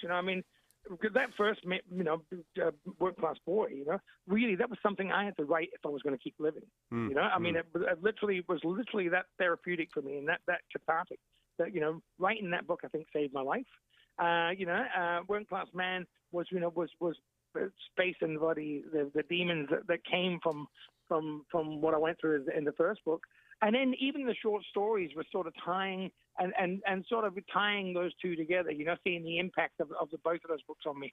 So it was good to see, to work. It was like therapy. I went through these things, and I've got to a place in my life where I'm really, pretty bloody comfortable now. I've still got a lot of work to do. I'm still a work in progress, as we all are. But that's why, you could see the difference in tones of the books that were that I was writing and the songs that I was writing. It was sort of like I'd worked through a lot of stuff and a lot of things were coming out. It was great. Well, I got to say, Jim, I'm gutted about not being able to go because Will and I, being the nerds that we are, we're going to be busy covering the South Australian election on the Saturday night that you guys are playing. Sadly, it's not. But pretty important anyway. We've got to get these things done properly. So keep people informed. That's right, exactly. As much as we'd like to all just go off and play rock and roll, some of us do have to, to think about elections as well. That's right. Well, mate, look, it's great that you're coming home after such a long time, and all the very best for the show, and we'll catch up properly with you next time you're in town. Thanks, guys. I can't wait to play in my hometown. Good on you, Jimmy.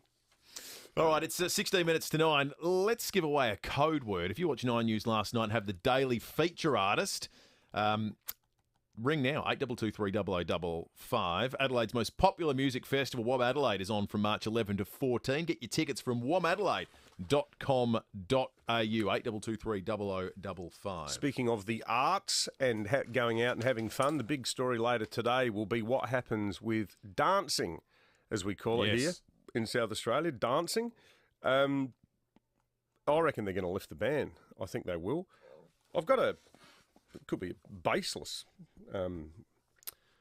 bit of gossip doing the rounds. Apparently there's a degree of tension involving Professor Spurrier, and I think she's very wedded to the continuation of the dancing ban. There's a bit of a sense that she's like holding on to this one. It's believable. Yeah. Who knows? I mean, how anyone would know what happens inside those meetings? I mean, I think, Grant Stevens and Nicola Spurrier are the two least likely people to have a quiet word with anyone about what's going on behind the scenes. But I think that the Driller Jet Armstrong story that we broke the other morning showed that as far as the coppers are concerned, it sort of feels like, well, we've got to keep enforcing the laws as they stand. The problem that the health people have got is that we're the only part of Australia that's still banning this. Yeah. So the cops are in this invidious position of having to enforce the law when people are on the gas. I mean, it's called Mad March for a reason. It suggests a degree of ribaldry and letting down of the hair. And, I think Nicola Spurrier is worried about the possibility of an excess of madness, whereas everyone else is up for a bit more madness. It's just March Madness at transition committee level, which is not something I've really imagined. Slightly Mad March hasn't got the same ring to it, has it? Yeah. Largely socially distanced march. Yeah, that's right. We're going to have a very contained mild march. Yeah. Mild march. Maybe that Mild march. Mild march. Yeah. That could be a headline. Middle of the road march. Joylene and Moana's called in with a code word for us. Morning to you, Joylene. Good morning, boys. And the code word is electric fields. It certainly is. Congratulations to you, Joylene. Together in electric fields. We're sending you off to Adelaide this weekend. Plus, you're in the draw to be upgraded to a 4-day pass. Make sure you watch 9 News Nightly at 6 to get the daily feature artist, then call us each morning for your chance to win. Adelaide's most popular music festival, WOM Adelaide, is on from the 11th to the 14th. Get your tickets from womadelaide.com.au. Time to check traffic. Get your tickets before midnight Friday for the Hospital Research Foundation Home Lottery's $2 million early bird prize. Thanks, Will. Torrensville got a smash on Henley Beach Road near South Road, causing delays inbound. Hackham West got a collision, Honeypot Road near the Southern Expressway. Keswick got a smash on Anzac Highway near Greenhill Road, and Marden, look out for a broken down truck on Paynham Road near Portrush Road, causing heavy delays there. Cameras, Anglevale Road, Evanston Gardens, Brodie Road, Lonstar. Want free delivery? Shop amazon.com.au. Browse millions of items and receive free delivery on eligible orders over $39. Amazon.com.au. Easy as. Adelaide's most accurate traffic on 5AA. Ned's Same Race Multi is available on meetings all over the world. Pump up your odds by selecting 2 to 4 runners to finish inside the top 4. Available across all 3 codes. Take it to the Ned's level. T's and C's apply. Visit the website for details. Gamble responsibly. Hey, it's Callum here. It wasn't by chance that Edwardstown Mazda located themselves bang on South Road. They wanted to make it easy for people driving to the city, just like you, to get your car serviced. So no matter what make or model car you have, make a pit stop at Edwardstown Mazda for a logbook service. They can drop you into the city so you can forget about expensive parking fees, or borrow a new car for the day, which is what I like to do. It's gotta be. At Edwardstown Mazda, they'll do whatever works for you. edwardstownmazda.com.au. Fuel prices are hurting. Labor and Liberal are deaf to your pain. I'm Rex Patrick, your independent senator for South Australia. I hear you. Support me to half the fuel tax. With your voice, I can get action in federal parliament. I kept the bastards on us on robo-debt, I've fought to retain jobs in SA, and now I'm fighting to lower fuel prices for you. Visit rexpatrick.com.au to sign our petition. You can make a difference. Authorised by Rex Patrick for the Rex Patrick team, Walkerville. Peaceful living awaits at the 19th at West, with golf course views, tree-lined walking trails and a cafe and retail shopping precinct opening soon. The best of the West is at your fingertips, with new 3 and 4 bedroom designs and prices beginning from just $730K. It's no surprise 19th at West is selling quickly. Discover the new collection today. The19thwest.com.au. Delivered by Commercial and General, proudly or get in touch with Beechwood Homes for a few thought starters. Life's good. It's even better in a Beechwood home. For inspiration, visit the stunning Beechwood Homes display home in Blackwood Park. We don't just say we're local. We are local. 9 News is made in Adelaide for Adelaide. Most people I know think that I'm crazy. David Penberthy and Will Goodings. 5AA Breakfast. 10 to 9. I think Fuel Watch has just about become the most important segment of the program. Has it ever? See where the cheapest fuel is in an instant with the free My FIVEaa app. You can download it today. So here's what we've found for you this morning. I'm going to turn this down so you can hear it. It's important information. So this is the phenomenal thing about today is the spots we're going to tell you to go to and fill up are the very spots we told you price-wise to avoid, I reckon, a week ago. Most of the outlets around town right now are in the $2.20 mark. Most are in the $2.20. We spoke hypothetically, I reckon, a fortnight ago about imagine if petrol, it could get to $2. Well, it never got to $2. It went to $2.20 almost instantly. That's where we're at right now. Here's where it's cheap. The Ex-Convenience, Brighton Road, North Brighton, $1.89.7. The Liberty OG Road, Clemsick, $1.85.9. And the Mogas, McGill Road, McGill, $1.89.9. So if you can get it for under $1.90, that's cheap. And again, the numbers are so distorted in our heads. You sort of feel like, well, yeah, $1.89, how's that cheap? It's 30 cents a litre cheaper than elsewhere. It's so much money. I'm still looking at the photo I took yesterday at On The Run, $120.60 to fill up my car.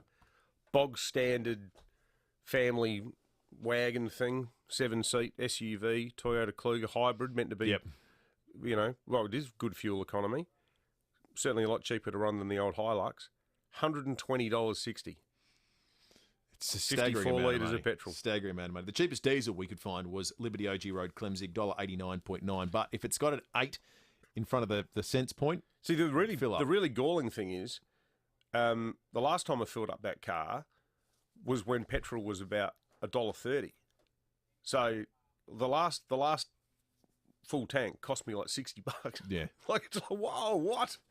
All right, let's go behind closed doors thanks to Aussie Fast Transport Solutions. They're looking for subcontract drivers right now. Call 13 13 64. That's 13 13 64. And when we get behind closed... $13.95. Adelaide's 5AA. This is Jade Robran. Yes, I did feel the earth move. I got woken up on the Sunday morning. How rude, Mr. Earthquake. I was in the middle of a dream. And I'd tell you about it, but there's nothing more boring than someone telling you about a dream they had. But wowzers! It was an earthquake, all right, wasn't it? Also, today on the show, a lot of people are going to be very disappointed to hear me mispronounce nuclear. Because let's face it, my rounded vowels do give the impression that I wouldn't be one of those people who say nuclear, and yet I am. I mean, I don't want to labour the point about it, but it's also very disappointing that I also say escalating. That's one you wouldn't expect me to say, isn't it? More on the invasion of Ukraine, and Vladimir Putin has dropped a significant bomb on a city, Zamoksapir, and please excuse my pronunciation of that. Oh, there's another surprise you wouldn't expect from me, which, of course, is my pronunciation of pronunciation. Coming up after 4 o'clock, of course, is Rowie Sports Show, and the great man joins us in the studio. Tell us what's happening. Yeah, thanks, Jade. We are going to have a special treat today. We'll be talking to the Premier League's best caller. He is the poet, Peter Drury. I am so pumped. The man is an orator like no other. He is the Dennis Committee of the World Game. I am so looking forward to that. He has a grasp on the English language, whereas I don't. What are you laughing at, Jay?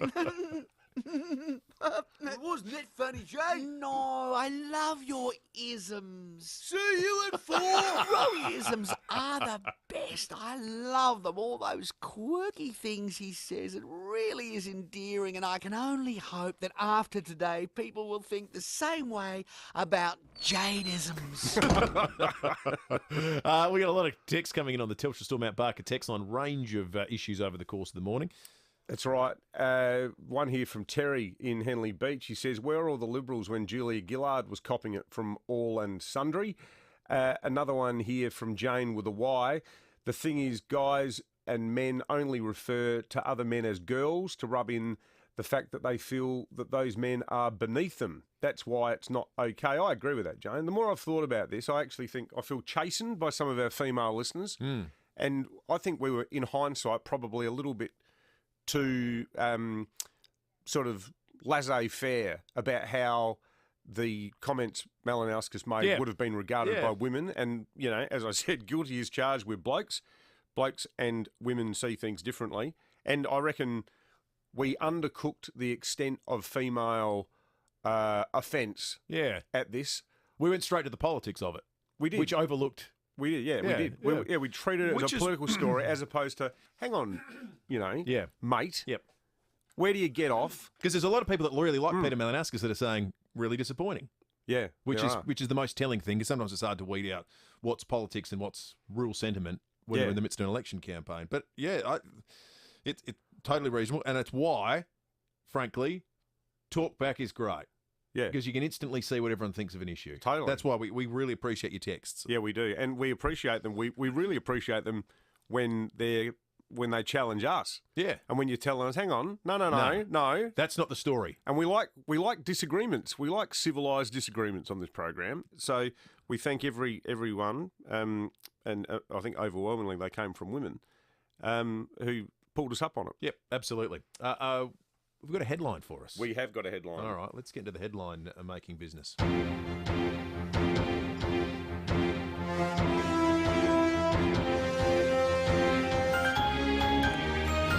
Taylor stiffed. North Adelaide's Nick Champion flags plans to visit his seat one day. Oh, that might be your magnum opus. Where's a microphone I can drop? Taylor stiffed. Taylor stiffed.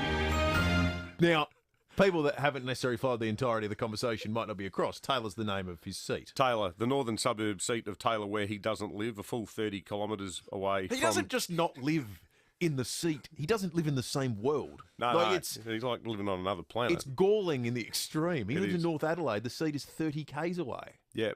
We said it a few weeks ago after the Libs responded to the ambulance ramping plan with the giraffe enclosure that was the worst day. The worst 24 hours of their campaign. I'd say the last 24 hours was the worst of Labor's campaign so far. I think that's a reasonable point. Brings us to the end of the program this morning. Graham Goodings is coming up after 9 o'clock, and we'll be back for Friday, heading into the long weekend. That's always a fun morning. Oh, yes. Bit of meat to be given away too. There certainly will be tomorrow morning from 6.